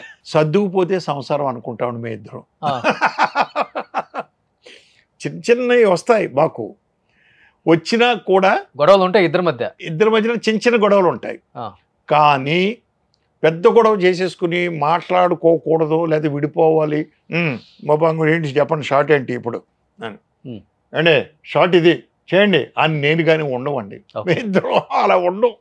అలా ఉంటే ఇలాంటి కామెడీ సినిమాలు ఎట్లా పండుతాయి? ఎలా పడుతాయి? పండవు, డెఫినెట్గా పండవండి. సో సర్దుకుపోతే సంసారం లేక ఆయన కోపంలో ఉంటే నేను తగ్గేవాడిని సార్. నేను కోపంలో ఉంటేమో డైరెక్టర్ గారు కోపంలో ఉన్నాడు ఈవేళ, మనం ఏం మాట్లాడుకోకూడదు అని ఆయన ఇలాగ సర్దుకుపోయాడు మీ ఇద్దరం 32 సంవత్సరాలు. అప్పుడు రాజేంద్ర ప్రసాద్ గారు అసలు ఎలా ఉండేవాళ్ళు? ఇప్పుడు రాజేంద్ర ప్రసాద్ గారి స్పీచ్లు కొన్ని బాగా వైరల్ అవుతున్నాయి కాబట్టి టంగ్ బాగా స్లిప్ అవుతున్నారు, ఏదంటే అది మాట్లాడేస్తున్నారు, ఏకవచనంతో బూతులు మాట్లాడేస్తున్నారు అని చెప్పేసి ఈ మధ్య ఫుల్ మీడియాలో ఆయన పాపం ఈ మధ్యన ఏకేశారు. అవును, మీరు కూడా ఇంటర్వ్యూ చేశారు కదా వెళ్ళి. అవును సార్, టోటల్గా ఆయన్ని. అవును సార్. అంటే అప్పుడు ఇంత మీటింగులు గొడవలు ఉండేవి కాదు సార్, ఇప్పుడు ఎక్కువైపోయినాయి మీటింగ్స్ గొడవలు. ఆ మీటింగుల్లో ధన్మని ఏదన్నా ఓ డైలాగ్ అంటే అది పట్టుకుని దాన్ని వైరల్ చేయడం ఇట్లా ఎక్కువైనాయి. అప్పట్లో అంత లేవు అసలు, ఓన్లీ ఆడియో ఫంక్షన్ సార్ అప్పట్లో. Not even free release function కూడా ఉండేది కాదు. 50 రోజుల ఫంక్షను, 100 రోజుల ఫంక్షన్స్ ఉండేవి అప్పట్లో. అప్పట్లో చక్కగా ఉండేవాడండి ఆయన. కానీ ఈ మధ్యన ఏమైందంటే అండి, దెబ్బ మీద దెబ్బలు కొడతా ఉన్నాయండి ఆయనకి. అమ్మాయి కూతురు ఇదవడం అసలు అన్ఎక్స్పెక్టెడ్ టోటల్గా. దాంతో కొంచెం బాగా ఇదైపోయాడు, డిప్రెషన్కి వెళ్ళిపోయాడు ఆయన. ఎందుకంటే ఆ అమ్మాయి ఏంటి ప్రాణం ఉండి వాళ్ళ ఆవిడికి కానీ ఈయనకి కానీ నేను చూశాను కదా టోటల్గా. అంచేత అప్పుడు ఇలాంటివి లేవండి అసలు అప్పుడు. కేవలం ఒక్క దెబ్బే ఆయనకి అంతే అని మారిపోవడానికి కూడా నేను అనుకుంటున్నాను. అనుకుంటున్నాను. కొంచెం అప్సెట్ అయి ఉన్నాడు దాంతో ఆయన. అంటే జనరల్గా ఏదైనా ఎదురు దెబ్బ తగిలినప్పుడు మనిషికి ప్రతిదీ అనకూడని మాటలు వచ్చేస్తాయి అవును. జనరల్గా. అలాంటిది ఏమైనా జరిగిందా ఒకవేళ? కానీ ఎలాంటి హీరో అండి, ఎలాంటి సినిమాలు తీశారు. చేశాడు.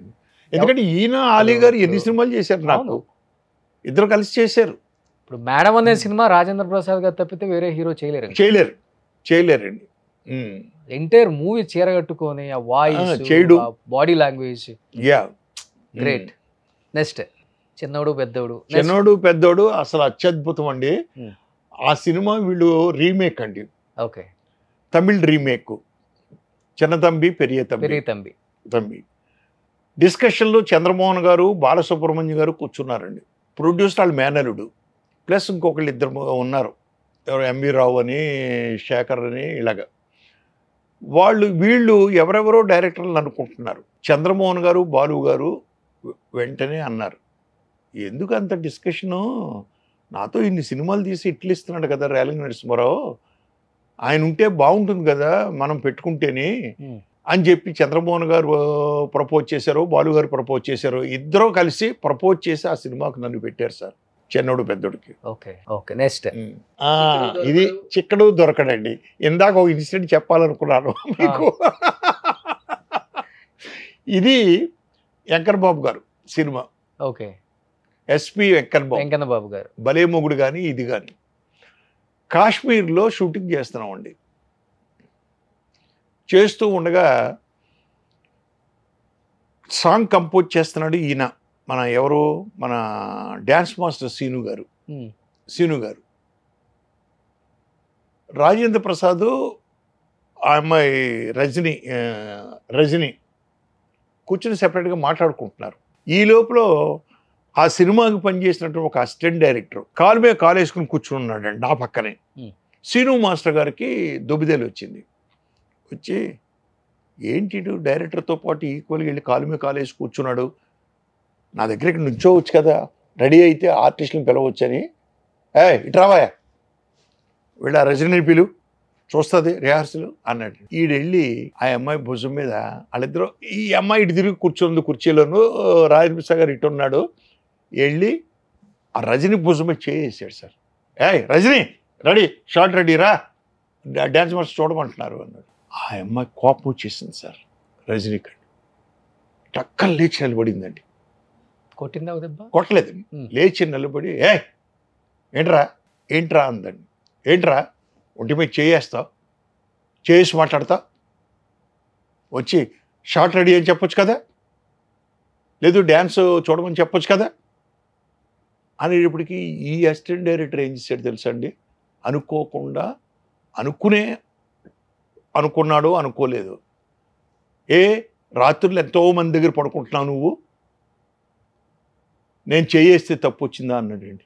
అయ్యో అంతే సార్. విగ్గు తీసి ఇసురు కొట్టి, వెంకన్న బాబు గారితో నేను చేయట్లేదు, ముందు ఆడిని పంపించండి ముందు అని వెళ్ళిపోయిందండి కారుకి. హోటల్కి వెళ్ళిపోయిందండి, శ్రీనగర్లో చేస్తున్నామండి. హోటల్కి వెళ్ళిపోయింది సార్. నిజమే కదండి, మరి తప్పు కదండి అది. మీరు డైరెక్ట్గా ఏం అనలేదంకా? నేను అలా నిలబడిపోయానండి, ఏం చేయాలో నాకు అర్థం కాదండి. అందరికీ నేను పిలిచాను, ఏంటా నువ్వు మాట్లాడింది, ఏం మాట్లాడాను, నేను రైటే మాట్లాడాను, నన్ను దబాయిస్తున్నాడు అండి. దబాయిస్తుంటే సీను మాస్టర్ వచ్చాడు, నరుమయ్య అని అందరం కార్లు వేసుకుని వచ్చేసామండి. వెంకన్న బాబు వెళ్ళి రజనీకి సారీ చెప్పాడండి. చెప్తే ముందు ఆడు ఉంటేనే కానీ నేను సినిమా షూటింగ్కి రాను లొకేషన్కి, మీరు ఏమైనా చేసుకోండి అంది. ఆయన వచ్చి నాకు చెప్పాడు. నేను పిలిచాడిని, నువ్వు ఇవాళ ఈవినింగ్ ట్రైన్ ఎక్కిస్తున్నారు నిన్ను, నువ్వు వెళ్ళిపో అది ఇదని. వెళ్తాను, వెళ్ళి యూనియన్లో పెడతాను. నేను ఓ డైరెక్టర్, నన్ను అసిస్టెంట్ డైరెక్టర్ని నన్ను ఇలాగా చెప్పా చేయకుండా తీసి పడదొబ్బాడు కారణంగాను అని చెప్పి సిఫదాలో పెడతాను అన్నాడండి. తీసుకెళ్ళి అసిస్టెంట్ డైరెక్టర్ పెడతానంటే సీను మాస్టర్ వచ్చాడు, నోర్మయ్య ఏంటో నువ్వు కూర్చో, షూటింగ్కి రావద్దు, నువ్వు వెళ్ళకపోతే వెళ్ళకపోయావు, షూటింగ్కి రావద్దు అని గట్టిగా దబాయించాడు ఆయన సీను మాస్టర్ గారు. దబాయించి అక్కడి నుంచి మేము షూటింగ్కి వెళ్ళిపోయామండి. ఇంకా అతను షూటింగ్ రానివ్వలేదండి. రజనీ గారు వచ్చారు మళ్ళీ షూటింగ్? వచ్చిందండి. ఇంకా అతను లేడుగా, వచ్చింది, షూటింగ్ చేసేసిందండి. ఇది ఒక పెద్ద హిస్టారికల్ ఇన్సిడెంట్ అండి. తప్పు కదండి అది. అవునవును. ఇప్పుడు మేకప్ వేసుకున్న ఆర్టిస్ట్ అండి, నలుగురిలోనూ ఆ ఆర్టిస్ట్కి ఎంత క్రేజ్ ఉంటుంది చుట్టూరును. అవును అవును. ఏమండి మేకప్ వేసుకున్నా వేసుకోకపోయినా ఒక ఆడదాన్ని మీరు నడి రోడ్డు మీద నువ్వు నలుగురితో తిరుగుతున్నావు అంటే కోపం రాదండి? తప్పు కదా. ఇది గొప్ప ఇన్సిడెంట్ అండి. ఓకే, నెక్స్ట్ ఎదురింటి మొగుడు పక్కింటి పెళ్ళాం. ఈ సినిమాకి ఎంజాయ్ చేసినట్టు ఎవరు ఎంజాయ్ చేసి ఉండవు సార్. మేము షూటింగ్ చేసినంతకాలం అలాగే ఎంజాయ్ చేసామండి. ఓకే, ఎన్ని రోజులు అయిపోయింది ఇది? ఇది షూటింగ్ 28 days అండి. అంతే అంతే, 28 daysలో చేసామండి. అంటే స్క్రిప్ట్ లేకుండా, డైలాగ్ వెర్షన్ లేకుండా నేను సెట్కి వెళ్ళానండి. గురువు గారు దగ్గర నేర్చుకుంది ఏంటంటే, ఆయన స్క్రిప్ట్ రెడీ అయిపోయిన తర్వాత అండి ఆయన డైలాగ్ వెర్షన్ రాసుకుంటాడు, స్టాప్ క్లాక్ పెట్టుకుంటాడు. ఆయన ఒక్కో సీను ఎన్ని నిమిషాలు వస్తుందో చూస్తాడు, దానికి యాక్షన్ కలుపుకుంటాడు సార్. ఆయన కలుపుకుని దాన్ని కుదించుకుంటాడండి. ఈ సిస్టమే మాకు వచ్చింది టోటల్గా. సెట్కి వెళ్ళిన తర్వాత నో డిస్కషన్. ఓకే, సెట్కి వెళ్ళిన తర్వాత ఏ ఆర్టిస్ట్ ఏం చెప్పినా ఏం చేసినా కూడా అది నెక్స్ట్ సినిమాకి చూద్దామన్న లెవెల్లోనే ఉంటుంది తప్పించి బట్ మేము చేయమండి అది. ఈ సినిమా ప్రభావం ఆడియన్స్ మీద బాగా పడింది అనుకుంటప్పుడు? బ్రహ్మాండంగా పడిందండి. దీని ప్రభావం కర్ణాటకలో నా మీద పడిందండి. టైటిల్ మీద పడింది. ఏమైందంటే కన్నడలో ఈ సినిమా నేనే డైరెక్ట్ చేస్తున్నాను. ఓకే, ఎదురింటి మొగుడు పక్కింటి పెళ్ళామని కన్నడ టైటిల్ పెట్టాం. ఛాంబర్ రిజెక్ట్ చేసిందండి. ఎదురింటి మొగుడు పక్కింటి పెళ్ళాం బూతు డైలాగు పెట్టడానికి వీలు లేదు అని. ఇక్కడ 100 days ఆడింది కదా? 100 days ఆడిందండి, అది చెప్పాం కూడా. మాకు ఒప్పుకోదు, క్వశ్చన్ లేదు అన్నారు. ఎలాగ బూత్ డైలాగ్ అండి అన్నాను. మీరు వెళ్ళి మీ మినిస్టర్ని అడగండి. ఒక లేడీ మినిస్టర్ మనకి ఇక్కడ కామెంట్ చేసిందండి, ఎదురింటి మొగుడు పక్కింటి పిల్ల అంటే బూతు టైటిల్స్ పెట్టి సినిమాలు ఆడిస్తున్నారు అని చెప్పి ఒక సభలో కామెంట్ చేసిందండి ఓ లేడీ మినిస్టర్. ఆ కటింగ్ మా దగ్గర పెట్టారు అక్కడ అండి తీసుకొచ్చి. అప్పుడు ఎదురు మనాయిలి గండ పక్కత మనాలి హెంతి, ఎదురింట్లో మొగుడు పక్కింట్లో పెళ్ళామని పెట్టామండి. ఆ కిక్కే ఉందండి, అంతే. అది జరిగిందండి. ఇది గొప్ప ఎక్స్పీరియన్స్ అండి.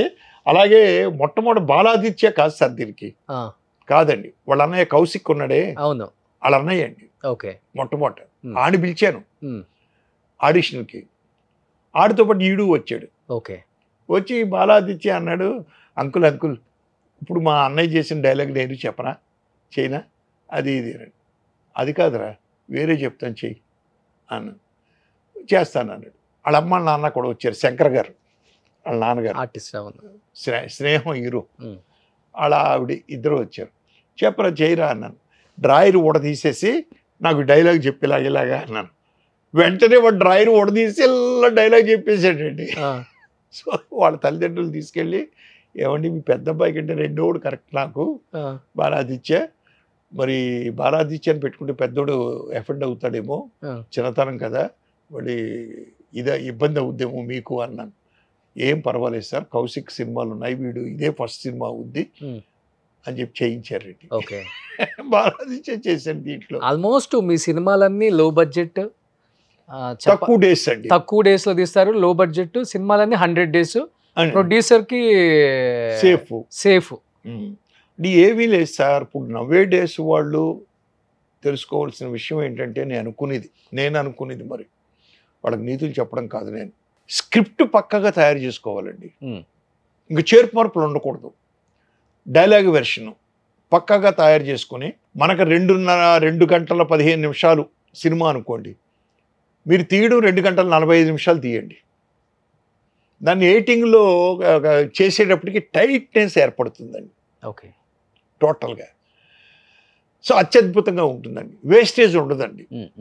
అలా కాకుండా మీరు ఏదో చేద్దాంలే ఆ సీన్ చేద్దాం ఈ సీన్ చేద్దామని ఏదో బుర్రలో అనేసుకుని వెళ్ళిపోయి చేయడం వల్ల చాలా పొరపాటు. అలాగే 9ంటికి కాల్ షీట్ వేస్తున్నారు మీరు అనుకుందాం, 10ంటికల్లా ఫస్ట్ షాట్ ఎందుకు తీయలేకపోతున్నారు మీరు? వెళ్ళి 11ంటికి తీస్తున్నారు ఫస్ట్ షాట్. ప్రొడ్యూసర్కి 2 hours ఎంత అండి? 9 అనగానే మీటర్ స్టార్ట్ అవుతుందండి ఇక్కడ వాళ్ళకి. అలాగే మధ్యాహ్నం 2 o'clock బ్రేక్ అయిన తర్వాత 2:30 2:45 కల్లా ఫస్ట్ షాట్ తీసేయండి. మార్నింగ్ అంటే టైం ఎక్కువ ఎందుకు పడుతుందంటే వచ్చి ఆ లైట్లు పెట్టుకుని అన్నీ చేసి కేబుల్స్ వేసి కాబట్టి 1 గంట. బట్ మధ్యాహ్నం అవసరం లేదు, ఇంకా లైట్లని సెట్ చేసి ఉంచుతారు మీరు. ఆ లైట్ ఇక్కడికి మార్చడం, ఈ లైట్ ఇక్కడికి మార్చడం, ఇంతే. సో 2:30 2:45 కల్లా షార్ట్ తీయండి, తీయట్లేదు ఎవరు. ఈ తప్పులు చేస్తున్నారు సార్. దీనివల్ల బడ్జెట్లు పెరుగుతున్నాయని నా ఉద్దేశం. ఇంకొకటి సార్, ఇప్పుడు మీ టైంలో 10 లక్షల్లో సినిమాలు అయిపోయాయి. ఇప్పుడు 10 లక్షలు పర్ డే హీరోయిన్ కి, క్యారవాన్ కి, వాళ్ళ స్టాఫ్ కి అవుతున్నాయి. అప్పుడు క్యారవాన్ ఖర్చు అవుతుంది. చెప్పాలంటే ఆ సినిమాలో ఏమన్నా బాక్స్ ఆఫీస్ దగ్గర బంపర్ హిట్లా అంటే అటర్ ఫ్లాప్లే, మళ్ళీ అటర్ ఫ్లాప్లే. అందరూ ఓటీటీలో చూస్తున్నారు. ఓటీటీలో చూస్తున్నారు. ఇప్పుడు ఇంకొకటి, టెక్నాలజీ ఏం లేనప్పుడే మీరు ఒక్కొక్క డైరెక్టర్, దాసర్ గారు 150 మూవీస్ దాకా తీశారు, 150 చేశారండి. రాఘవేంద్రరావు గారు 100 సినిమాల పైన చేశారు. కోదండరామరెడ్డి గారు దాదాపు 100 దాకా చేశారు. టీసీ రెడ్డి గారు 100 దాకా చేశారు. మీరు 76 సినిమాలు చేశారు. అవునండి. రవిరాజ పిన్శెట్టి గారు 50 పైన చేశారు. కోడి రామకృష్ణ 120 సినిమాలు తీశారు. కేఎస్ఆర్ దాస్ గారు అప్పట్లో. మరి మోసగాళ్ళకి టెక్నిక్ ఏముందండి అదే సార్ ఆ రోజుల్లో? ఏమి టెక్నాలజీ లేనప్పుడే 100కి పైన సినిమాలు తీసిన డైరెక్టర్లు ఒక 7-8 మంది మనోళ్ళు ఉన్నారు. ఇప్పుడు అంత టెక్నాలజీ వచ్చింది, అందరు డేట్లు అవైలబిలిటీ ఉన్నాయి, డబ్బు ఉంది, అయినా కానీ ఒక డైరెక్టర్ తన లైఫ్ టైం అయిపోయేలోపు 20 నుంచి 30 సినిమాలు కూడా చేయలేకపోతున్నారు. ఏం చెప్తారు దానికి మీరు? అంటే ప్రిపరేషన్ సరిగా లేకపోవడం వల్ల అండి, ప్లానింగ్ సరిగా, స్టోరీస్ గొప్పగా ఉన్నాయంటే ఏం లేదు, పాత సినిమాలని అటు ఇటు మారుస్తున్నాం, చేస్తున్నాం. సరే, ఎంత గొప్ప స్టోరీ అయినా చేయొచ్చు. ఇప్పుడు రాజమౌళి గారు ఉన్నారు, రాజమౌళి గారి సినిమాని పక్కన పెట్టేయండి. ఎందుకంటే ఆయన తీసే టెక్నిక్ అవి ఇవి అన్ని రోజుల తరబడి పడతాయి సార్. అవి నిజంగా కూడా అంతవరకు పక్కన పెట్టండి. మిగిలిన కమర్షియల్ సినిమాల్ని మీరు ఎందుకు అలా చేస్తారో అర్థం కాదండి. 2 సంవత్సరాలు తీస్తున్నారు, 1 సంవత్సరం తీస్తున్నారు.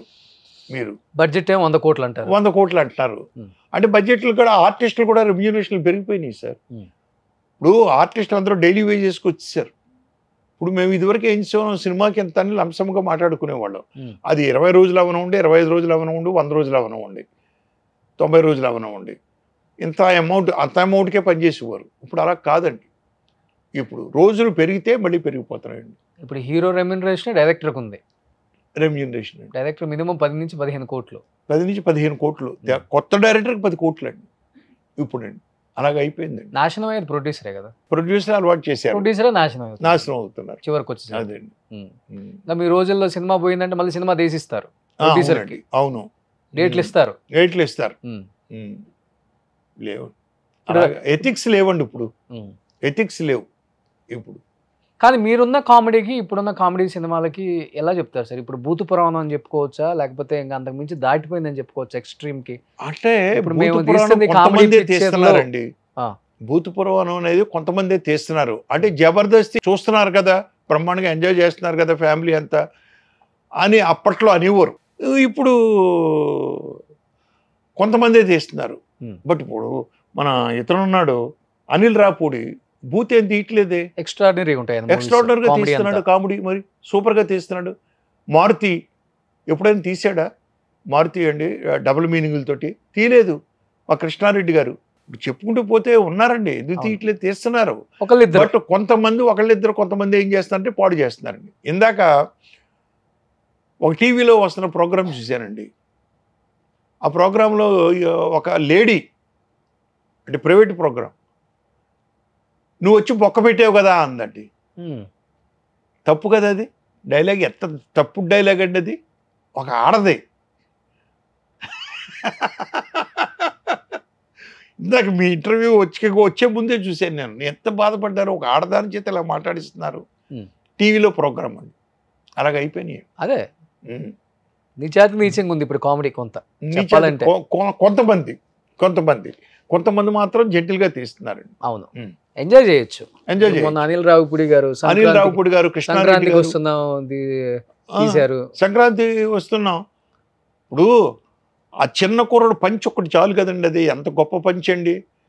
ఆ కారులో తీసుకుని వస్తాడు, వెంకటేష్ వాళ్ళు ఇంట్లోంచి వస్తారు, ఏట్రా ఎవర్రా వచ్చింది అంటే నీ సెకండ్ సెటప్. ఇది ఎక్కడ డబుల్ మీనింగ్ ఎక్కడుంది ఇక్కడ? ఎంత ఎంజాయ్ చేసాం మనం. అలాంటివి ఎన్నో పెట్టాడు ఆయన దాంట్లో. సంక్రాంతికి వస్తున్నాను అంటే మైండ్ని బట్టి ఉంటుంది సార్. చెప్పాలంటే ఇప్పుడున్న జనరేషన్స్కి కొంత రిలీఫ్ ఇచ్చే సినిమాలు అంటే అనిల్ రావిపూడి అనిల్ రావిపూడి ఎందుకంటే ఒకప్పుడు డెఫినెట్గా మనం జంధ్యాల గారు లేకపోతే మీ సినిమాలు అవును లేకపోతే ఈవి సత్యనారాయణ గారి సినిమాలు ఇవి వంశీ చూసి ఎంజాయ్ గారు. చేసేవాళ్ళం వంశీ గారు ఆ తర్వాత అనిల్ రావిపూడి గారు అవునండి ఇప్పుడు ఇప్పుడు అనిల్ రావిపూడి బాగా చేస్తున్నాడు స్క్రిప్ట్లు అయ్యింది బ్రహ్మాండంగా చేసుకుంటున్నాడు అవును కానీ ఏంటి సార్ మీ ఫ్యామిలీ బ్యాక్గ్రౌండ్ ఏంటి అసలుకి ఎందుకంటే నేను ఒక చోట విన్నాను అమ్మగారితో మీరు దాదాపు 10 నుంచి 15 సంవత్సరాలు అమ్మ అని కూడా నోటితో పిలవలేదంట అసలుకి అంటే అంత అన్ని సంవత్సరాలు కాదు కానండి ఒక 2-3 ఏళ్ళు నేను పిలవలేదండి జనరల్గా ఇంట్లో జరిగే ఇన్సిడెంట్ జరుగుతాయి మా నాన్నగారు డాక్టర్ సార్ మా ఫాదరు నన్ను డాక్టర్ని చేయాలి ఆర్ఎంపీ డాక్టరు కానీ ఎంబీబీఎస్ని మించి ఫాలోయింగ్ ఉండేదండి ఆయనకండి పాలకొల్లులో అంటే పేదలకి ఎంతసేపు ఫ్రీ చేయడం ఫ్రీ సంవత్సరానికి ఒకసారి సత్యనావ్రతం చేసేవాళ్ళం సత్యనావ్రతానికి ఆ ఫ్రీగా చేయించుకున్న వాళ్ళందరూ కూడా వచ్చి 100 రూపాయలు 200 చదివించేవారు అంతే తప్పించండి ఇది కాదు మా మదరు ఓ రోజు ఏం జరిగిందంటే అండి నేను తమ్ముడు పోట్లాడుకున్నప్పుడు తమ్ముడిదే తప్పు నాది కాదు నాది రైట్ కానీ మా మదర్ వచ్చి తమ్ముడు సమర్థించింది న్యాచురల్గా చిన్నోడు సమర్థిస్తారు కదా ఒరే పోన్లేరా ఆడు చిన్నోడు ఏదో అన్నాడు నువ్వేంటి ఆడు అన్నంత మాత్రం నువ్వు ఏంటి అలా చేయడు అని మందలించేటప్పుడు నాకు పౌరుషం వచ్చిందండి కోపం వచ్చిందండి చిన్నప్పుడు మరీ చిన్నప్పుడు కాదులేండి కొంచెం వయసు వచ్చిన తర్వాత ఇంకా అక్కడి నుంచి నేను ఆవిడతో మాట్లాడడం మానేశాను సార్ నేను అమ్మ అని పిలవడం మానేశాను అసలు ఓకే మాట్లాడేసి మా ఇంట్లో మా సిస్టర్ ఉండేదండి శాంతి అని పెళ్ళయి వెళ్ళిపోయింది అయినా ఇంటికి వెళితే శాంతి భోజనం పెట్టు శాంతి స్నానానికి నీళ్లు పెట్టు అమ్మ అని పిలవకుండా ఆవిడికే శాంతి అని తగిలించి చెప్పేవాడండి ఆవిడ ఇవన్నీ మర్చిపోయి పాపం లోపల ఎంత బాధపడుతుందో మాకు తెలియదు భోజనాలు పెట్టేది ఇవన్నీ చేసేది సినిమా ఫీల్డ్కి వచ్చేసాను సినిమా ఫీల్డ్ అయిపోయిన తర్వాత ఆవిడకి క్యాన్సర్ వచ్చింది క్యాన్సర్కి మద్రాస్ తీసుకెళ్ళి ట్రీట్మెంట్ చేయించాం అయినా కూడా ఇండెఫినిట్ అని చెప్పారు అయిపోయింది తీసుకొచ్చాం ఇంటి దగ్గర పెట్టేసాం కరెక్ట్గా ఆవిడ చనిపోయిన రోజు అక్కడ మా తమ్ముడు మా చెల్లి తప్పించి ఇంకెవరూ లేవండి మా అక్క లేదు రెండో అక్క లేదు నేను లేను మా నాన్నగారు లేరు ఓకే మా నాన్నగారు ఏదో పని మీద బయటికి వెళ్ళారు మా పెదనాన్నగారు అందరికీ ఫోన్లు చేశారు సాయంత్రం నైటు ఇలా చనిపోయిందిరా అబ్బాయి నాన్న లేడు అక్కలకు కూడా చెప్పాను నేను అది ఇది ఒక అక్క ఏమో ఎక్కడో డార్జిలింగ్లో ఉంటుందండి ఆవిడ బాగ్డోగ్రా అని అక్కడ ఉంటుంది ఆవిడ ఎయిర్ ఫోర్స్లో పనిచేస్తున్నాడు బావగారు వాళ్ళు రావడానికి టైం పడుతుంది పెద్ద అక్క రెండో వాళ్ళేమో కొత్తగూడు చెల్లెలేమో విజయవాడ కాబట్టి మా మదర్కి ఒంట్లో బాగాలేదని ఇంట్లోనే ఉంటుందండి ఆవిడ చూసుకుంటూ తమ్ముడు ఉన్నారు సరే అని నేను నైట్ బ్యాచిలర్ క్వార్టర్స్లో ఉండేవాడిని గబగబా ప్రయాణం అయ్యి స్టేషన్కి వెళ్ళాను మా ఫ్రెండ్స్ తోటి వెళ్తే ట్రైన్ వెళ్ళిపోయిందండి ఎలాగ ట్రైన్ వెళ్ళిపోయింది అదే లాస్ట్ ట్రైన్ ఇంక లేదు ఏం చెయ్యాలి పొద్దున్నే కోరమండల్కి బయలుదేరదాం కోరమండల్కి బయలుదేరితే 1:30కి అక్కడ దిగుతాం విజయవాడలో అక్కడి నుంచి 2 o'clock ట్రైన్ ఉంది అది పట్టుకుని వెళదామని చెప్పి అనుకున్నామండి వెళ్ళాను అలాగే పొద్దున్నే కోరమండలో పట్టుకుని 2 o'clockకి ప్లాట్ఫామ్ దిగి ఆ 2 o'clock ఎక్కవలసిన ట్రైన్లోకి వెళ్ళాను సార్ బోగీలన్నీ ఖాళీగా ఉన్నాయి ఇంకా జనం రాలేదు అప్పటికి ఇంకా గంట టైం ఉంది బయలుదేరడానికి 1 to 2 వెళ్ళేదడికి ఒక బోగీలో ఆ చివరిని మా నాన్నగారు కూర్చుని ఏడుస్తున్నారండి శూన్యంలోకి చూస్తూ అంటే ఆయన ఆ ట్రైన్ క్యాచ్ చేశారు వచ్చి నేను వెళ్ళాను నాన్నగారు చూశాను కూర్చున్నాను అలాగా నాకు కళ్ళం నీళ్ళు వచ్చేస్తున్నాయి ఈ లోపల కొత్తగూడెం నుంచి వచ్చే మా అక్క చూడండి యాదృచ్ఛికం ఇదంతా సినిమా సీన్లాగే వచ్చి నా ఎదురుగుండా కూర్చుందండి ఆవిడ ఆ భోగిలోనే ఎక్కి బోర్ నెట్చేసిందండి నన్ను మా నాన్నని చూసి అప్పుడు మా నాన్నగారు టర్న్ అయ్యారు సరే ఇది అయిపోయిన తర్వాత వెళ్ళాం పాలకొల్లండి వెళ్ళిన తర్వాత దిగి ఇంటికి వెళ్ళామండి ఇంటికి వెళ్ళేటప్పటికి ఇంటి దగ్గర ఆ బెంచీలు ఉన్నాయి పందిరేసి ఉంది భౌతికాయం లేదండి ఏంటి భౌతికాయం లేదు ఎలా జరిగింది ఏంటి అది ఇది అని చెప్పి గబగబా లోపల మా పెదనాన్నగారిని అడిగాను ఏంటి పెదనాన్నగారు అని లేదురా తెల్లారుజామున ఆవిడకి ప్రాణం వచ్చింది మళ్ళీ తీసుకెళ్ళి లోపల పడుకోబెట్టాం అయ్యో అన్నీ లోపల తీసుకెళ్ళారండి సూపర్ ఆ మంచం మీద పడుకుని ఉంది ఆవిడండి మాట పడిపోయింది చుట్టూ జనం ఉన్నారు మా ఊళ్ళు అందరూ ఆడవాళ్ళు మగాళ్ళు అందరూ గబగబా మమ్మల్ని అందరినీ చూసింది మా నాన్నని నన్ను మా అక్కని చూసింది నన్ను రమ్మందండి మంచం మీద కూర్చోమందండి సైగ చేసింది కూర్చున్నానండి అంటుందండి. అమ్మా అని మంది. అమ్మ హనుమానండి. నాకు అర్థం కావట్లేదు. ఆడ ముఖం వీళ్ళ ముఖం చూస్తూ ఉంటే ఒక ఆడావిడ చెప్పింది, పెద్ద ఆవిడ, లేదు బాబు ఒక్కసారి అమ్మ అని పిలవమంటుంది ఆవిడ. నాకు అసలు ఏడుపు వచ్చేసిందండి. నేను అమ్మ అని అలాగే పట్టుకుని నన్ను బొగ్గలు నిమిరేస్తుందండి ఆవిడ. అని అంటుంది. ఏంటి అర్థం కావట్లేదు. అమ్మ అని పిలిచానండి. బడబడబడ నీళ్ళు వచ్చేసినాయి సార్ మా అమ్మకి. అలాగా ఆనందపడిపోతుందన్నమాట అండి. ఆనంద బాష్పాలనాలో ఏడుపనాలో తెలియదండి. నేను గుండెల మీద పడి ఏడ్ చేస్తున్నాను. కొంతసేపు అయిన తర్వాత వీళ్ళు లేపి, లేదు బాబు ఇప్పుడే వచ్చారు కదా, టైర్డ్ అయ్యారు, వెళ్ళి స్నానాలు చేసి టిఫిన్లు చేయండి అని చెప్పి అన్నారండి. పొద్దున 6ంటికి లేచాం, స్నానం చేశాను. స్నానం చేసి బయటకు వచ్చేటట్టు గొల్లుని ఏడుపు వినిపించిందండి. ఏంటని చూస్తే మదరు చనిపోయింది. అక్కడ ఆడవాళ్ళందరూ దగ్గరికి వచ్చి, చూసావు బాబు నీ చేత అమ్మ అని పిలిపించుకోవడం కోసమే తెల్లారుజామున బ్రతికింది మళ్ళీ ఆవిడ, ఎంత అదృష్టం అయ్యి ఆవిడది. అది జరిగింది ఇన్సిడెంట్. నిజంగా చూడండి, తల్లి ప్రేమ అంటే ఎంత గొప్పదో చూడండి సార్. అసలు నేను అందుకనే ఏ కాలేజీకి వెళ్ళినా, స్కూల్స్కి వెళ్ళినా ఇది చెప్తానండి ఇన్సిడెంట్. తల్లిని మించిన దైవం ఇంకోట్లేదు. అలాగే గురువుల గురించి 2 ఇన్సిడెంట్లు ఉన్నాయి, అవి కూడా చెప్తా ఉంటాను. ఎన్ని సంవత్సరాలు అయింది జరిగి సార్? నేను సినిమా ఫీల్డ్కి వచ్చిన కొత్తలో సార్, ఇది అసిస్టెంట్ డైరెక్టర్గా పనిచేస్తున్న కొత్తలో. 40-45 ఏళ్ళు అయింది. మా మదర్ చనిపోయింది ఏంటంటే అండి, మర్చిపోయాను, 79 అండి మా మదర్ చనిపోయింది. ఇప్పటికీ ఆ ఇన్సిడెంట్ చెప్తుంటే మీ కళ్ళమ్మటి ఎలా నీళ్ళు తిరుగుతుంది. అవునండి, 79లో చనిపోయిందండి మా అమ్మ.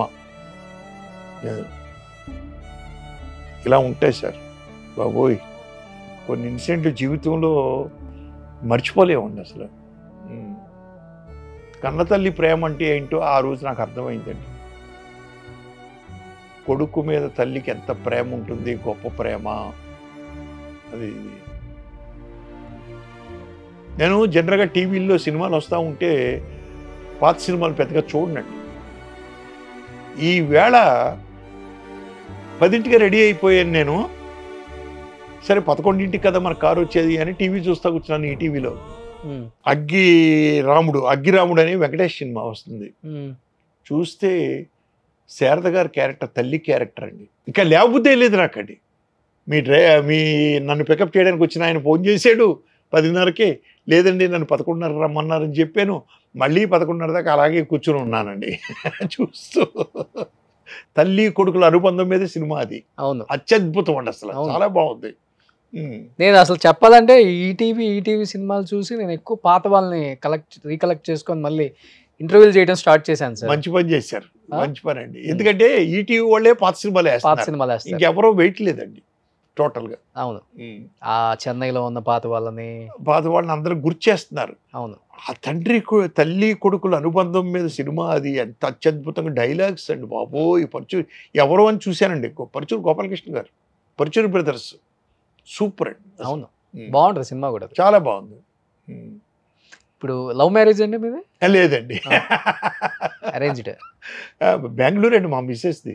ఓకే, తెలుగు కాదు, తెలుగు వాళ్ళే. They settled in Bengaluru. మా మామగారిది కోలార్ అండి, మా మామగారిది కోలార్. ఓకే, మా అత్తగారిదేమో నాకు అక్క వరుస అవుద్దండి, మా ఇంటి గోడడ్డండి మనం అండి. వాళ్ళు అక్కడికి వెళ్ళి సెటిల్ అయ్యారు ఎప్పుడో. ఈ అక్కని అక్కడ ఇచ్చారు కోలార్, వాళ్ళు తెలుగు వాళ్ళే. తర్వాత బెంగళూరులో సెటిల్ అయ్యారు మా మామగారు. సో ఆ విధంగా బెంగళూరు అండి మా అత్తూరు. ఓకే, ఎంతమంది సార్ పిల్లలు ఇప్పుడు? నాకు 2 పిల్లలు సార్. ఏం చేస్తున్నారు వాళ్ళు? పెద్దబాబు ఒరిజినల్గా సినిమా ఫీల్డ్లో ఉండేవాడు సార్, అసిస్టెంట్ డైరెక్టర్గా చేశాడు, రైటర్గా చేశాడు. నాకు కథ ఇచ్చాడు, ప్రేమించుకున్నాం పెళ్ళికి రండి అని. ఓకే, సినిమా తీసాను నేను, ఆదిత్య, ఓము, రేఖ వీళ్ళందరితోటి తీసాను.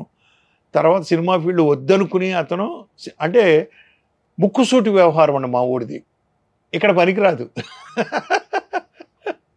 మనం ముక్కుసూటిగా వెళ్ళేమంటే అవుట్. ఇక్కడ మనకి ఇష్టం లేకపోతే కొంచెం సైలెంట్గా కూర్చోవడం బెటర్ తప్పించి సినిమా ఫీల్డ్లో మీరు ముక్కుసూటిగా వెళ్ళారంటే దెబ్బడిపోతారు. ఓకే, వద్దన్నాడు. వద్దున్న అన్నాను నేను అని. హిప్నోథెరపిస్ట్ అండి, హిప్నోథెరపీ అంటే మానసిక వైద్యం సార్, మా ఊడినే ఇచ్చేది. ఓకే, అది కౌన్సిలింగ్ చేస్తూ ఉంటాడు. ఇప్పుడు ఇంట్లోనే పైన సెకండ్ ఫ్లోర్లో రూమ్ ఉంది. ఎవరైనా అపాయింట్మెంట్ తీసుకున్నప్పుడు అక్కడ తీసుకెళ్ళి కౌన్సిలింగ్ చేస్తూ ఉంటాడు. రెండో బాబు అమెరికా అండి, సినిమా ఫీల్డ్కి సంబంధం లేదు. సో డెలైట్లో పనిచేసేవాడు. ఇద్దరు వెల్ సెటిల్డ్. ఇద్దరు వెల్ సెటిల్డ్. ఓకే. ఇద్దరు. పెద్దబాబు మన దగ్గరే ఉంటాడు ఇంట్లో. కానీ ఇన్ని సూపర్ డూపర్ హిట్ సినిమాలు తీశారు, ఎందుకు మధురానగర్లో ఇప్పటికి చిన్న ఇంట్లో ఉంటున్నారు? మీ బ్యాచ్ అంతా బంజారా హిల్స్, జూబ్లీ హిల్స్లో పెద్ద పెద్ద కోటల్లో ఉన్నారు. నేను ఇక్కడికి వచ్చిన వెంటనే కట్టిన ఇల్లు అదండి. ఓకే. అది నేను 2019లో షిఫ్ట్ అయ్యాను. షిఫ్ట్ అయినప్పుడు ఇక్కడే ఇల్లు చూసుకుని కట్టుకుందామని అక్కడ చూసుకుని ఇల్లు కట్టుకున్నానండి. అక్కడండి గ్రౌండ్ ఫ్లోర్లో మేము ఉంటామండి. ఫస్ట్ ఫ్లోర్లోనేమో మా పెదబాబును కోళ్ళు వాళ్ళు. ఓకే. సెకండ్ ఫ్లోర్లోనేమో ఇప్పుడేమో 2 రూములండి. ఒకటి మా వాళ్ళ కౌన్సిలింగ్ రూము, ఒకటేమో అమెరికా అబ్బాయి వాళ్ళ ఫ్యామిలీ వస్తే ఒక రూమ్ అండి అక్కడ. నేను వచ్చాను మీ ఇంటికి అదేనండి అప్పుడు. అక్కడ ఉంటున్నామండి. అదేండి. సో అక్కడి నుంచి కూడా పెద్ద లగ్జరీగా ఉండాలి, పెద్ద కార్లు వాడాలి ఎప్పుడు కూడా నాకు ఎప్పుడు లేదండి. సాదాసీదా ఎందుకు సార్, నేను స్టిల్ మారుతి కారు వాడుతూ ఉంటే 800 మారుతి కారు మద్రాసులో ఉన్నప్పుడు అదే. ఇక్కడికి వచ్చిన తర్వాత అదే అయితే మా అబ్బాయి బలవంతంగా మార్పించాడు. టాటా నెక్సాన్ అండి ఇప్పుడు. మధ్యలోనేమో యాక్సెంట్. ఓకే. మధ్యలో యాక్సెంట్ ఇప్పించాడు. ఏంటి నాన్నగారు ఇంకా మారుతి 800 వేసి తిరగడం ఏంటి అది ఇది అని అది ఇప్పించాడు యాక్సెంట్. ఆ యాక్సెంట్ అయిపోయిన తర్వాత ఇప్పుడు టాటా నెక్సాన్. ఓకే. సో మీరు తీసుకున్న టాప్ రెమ్యునరేషన్ అంటే అన్ని సూపర్ డూపర్ హిట్ సినిమాలు కదా, ప్రొడ్యూసర్కి బాగా డబ్బులు వచ్చిన సినిమాలు 5 లక్షలు సార్, అంతే. అంతకు మించి ఎప్పుడు తీసుకోలేదు. ఈ 5 లక్షల్లో కూడా దగ్గర ఒక 50% ప్రొడ్యూసర్, 50% అమౌంట్ ఎగ్గొట్టేశారండి. అబ్బా. అడగేవాడిని కాదేమో ఎప్పుడు. లేకపోతే ఈ పాటికి ఎన్ని బిల్డింగ్లు కట్టి ఉండేవాడిని అండి నేను 76 సినిమాలకి. ఓకే. అదే అంటే అప్పట్లో 5 లక్షలు అంటే సూపర్ అండి. ఓకే. అప్పట్లో మేము అప్పట్లో సార్, నేను ఓ జంజాల్ గారు కానీ మీరు వంశీ గారు తీసుకోండి, ఎవరైనా సరే మేము అమౌంట్ మీద కాన్సన్ట్రేట్ చేసేవాళ్ళం కాదండి. ప్రొడ్యూసర్కి ఒక సినిమా చేయాలి, ఆడు నిలబడాలి, అది చేయమండి. ఇంకో 10 సినిమాలు మనతో చేయాలి, మళ్ళీ 10 సినిమాలు మనతో చేయాలి ఆ ప్రొడ్యూసరు. కానీ మీతో చేసిన ప్రొడ్యూసర్లు అందరూ జూబ్లీ హిల్స్ సాంగ్ ఉన్నారుగా? కొంతమంది ఉన్నారండి, కొంతమంది ఉన్నారు. ఓకే. కానీ రేలంగి గారు, మీరు మన కమిడియన్ రేలంగి గారు ఉన్నారు కదా, వాళ్ళ అబ్బాయి అని అంటుంటారు ఎక్కువ, చాలా మంది తెలియక, తెలుసా లేకపోతే? కాదండి, నేను వాళ్ళ అబ్బాయిని కాదు సార్. నాకు వరుసగా పెదనాన్న గారు అవుతారు, దూరపు బంధువు. ఓకే. సినిమా ఫీల్డ్కి వచ్చే వరకు కూడా నాకు తెలియదండి. తర్వాత చెప్పారు మా పెదనాన్న గారు అవుతారు వరుసకి, మా నాన్నగారికి అంతా ఒకటే కమ్యూనిటీ మేమండి, దూరపు బంధువు. రాధమ్మ పెళ్ళి అని సినిమా చేసినప్పుడు మేము ఆయన ఇంట్లో ఆఫీస్ పెట్టాము, Neelakanta Mehta street. Okay. T నగర్లో. కృష్ణ గారి ఇల్లు, రేలంగి గారి ఇల్లు ఆపోజిట్ అండి, డైరెక్ట్ ఆపోజిట్.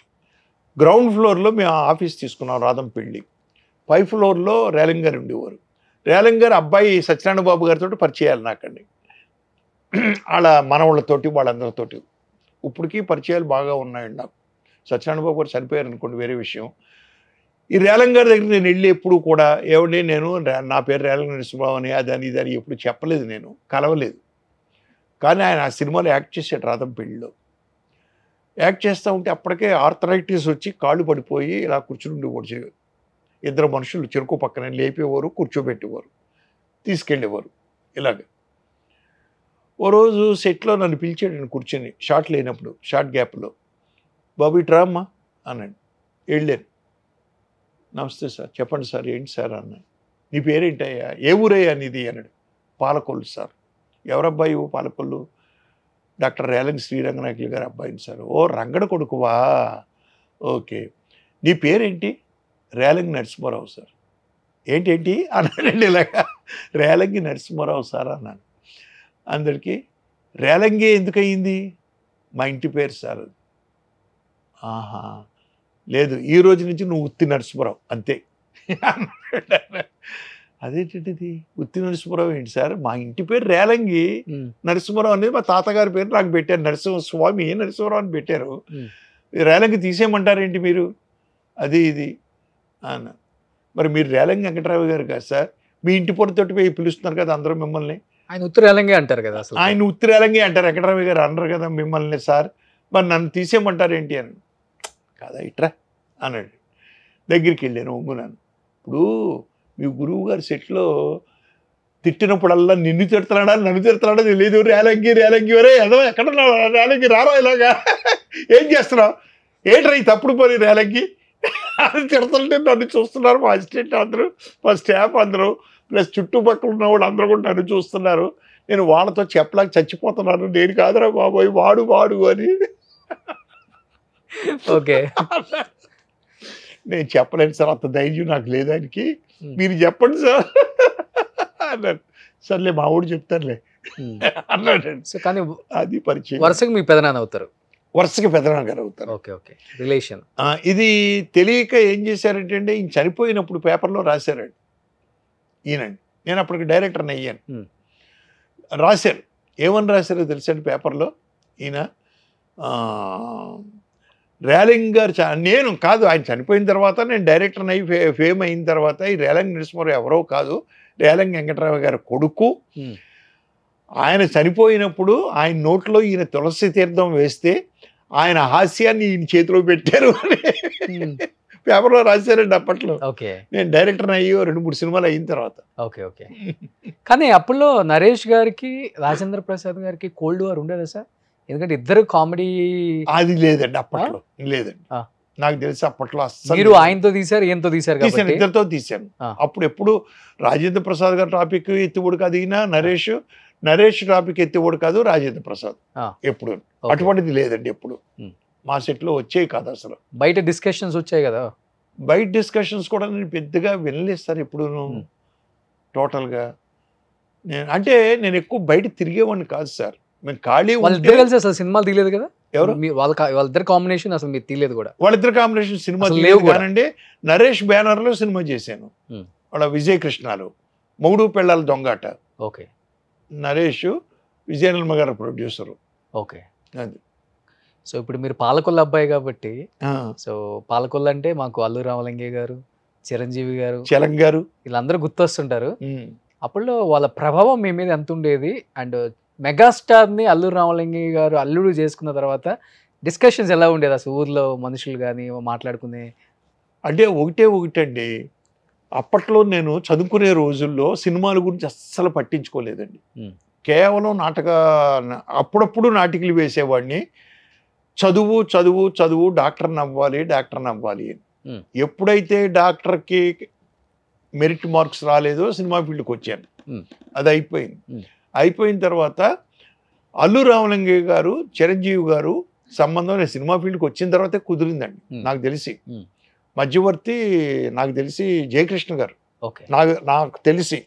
అందుకనే జయకృష్ణ గారు అంటే ప్రాణం చిరంజీవి గారికి కానీ అల్లు రామలింగే గారికి కానీ వాళ్ళిద్దరికి. అందరికి ఆయన అల్లుడు చేసుకున్నాడు అన్నదడికి అందరూ సంతోషించారు. మంచి ఆర్టిస్ట్ని చేసుకున్నాడు ఆయన అల్లుడిని, అది ఇది అని. చిరంజీవి గారితో నాకు పెద్ద పరిచయాలు లేవు, కానీ వాళ్ళ తోడలుడు వెంకటేశ్వరరావు గారు నాకు ఫ్యామిలీ డాక్టర్ అండి మద్రాసు నుంచి. మద్రాసు నుంచి ఫ్యామిలీ డాక్టర్ అండి మాకడి టోటల్గా. కానీ అక్కడికి వెళ్ళినా కూడా చిరంజీవి గారి టాపిక్ వచ్చేది కాదు. ఆయన ఎంతసేపు వైద్యం గీజ్యం అన్నీ చేసి పంపించేవారు మాకడి. తర్వాత అనుకున్నామండి మేమండి, అల్లు రామలింగ గారు, చిరంజీవి, అరవింద్ గారి కాంబినేషన్ గొప్ప కాంబినేషన్, అసలు సూపర్, అసలను గొప్పగా ఉంది.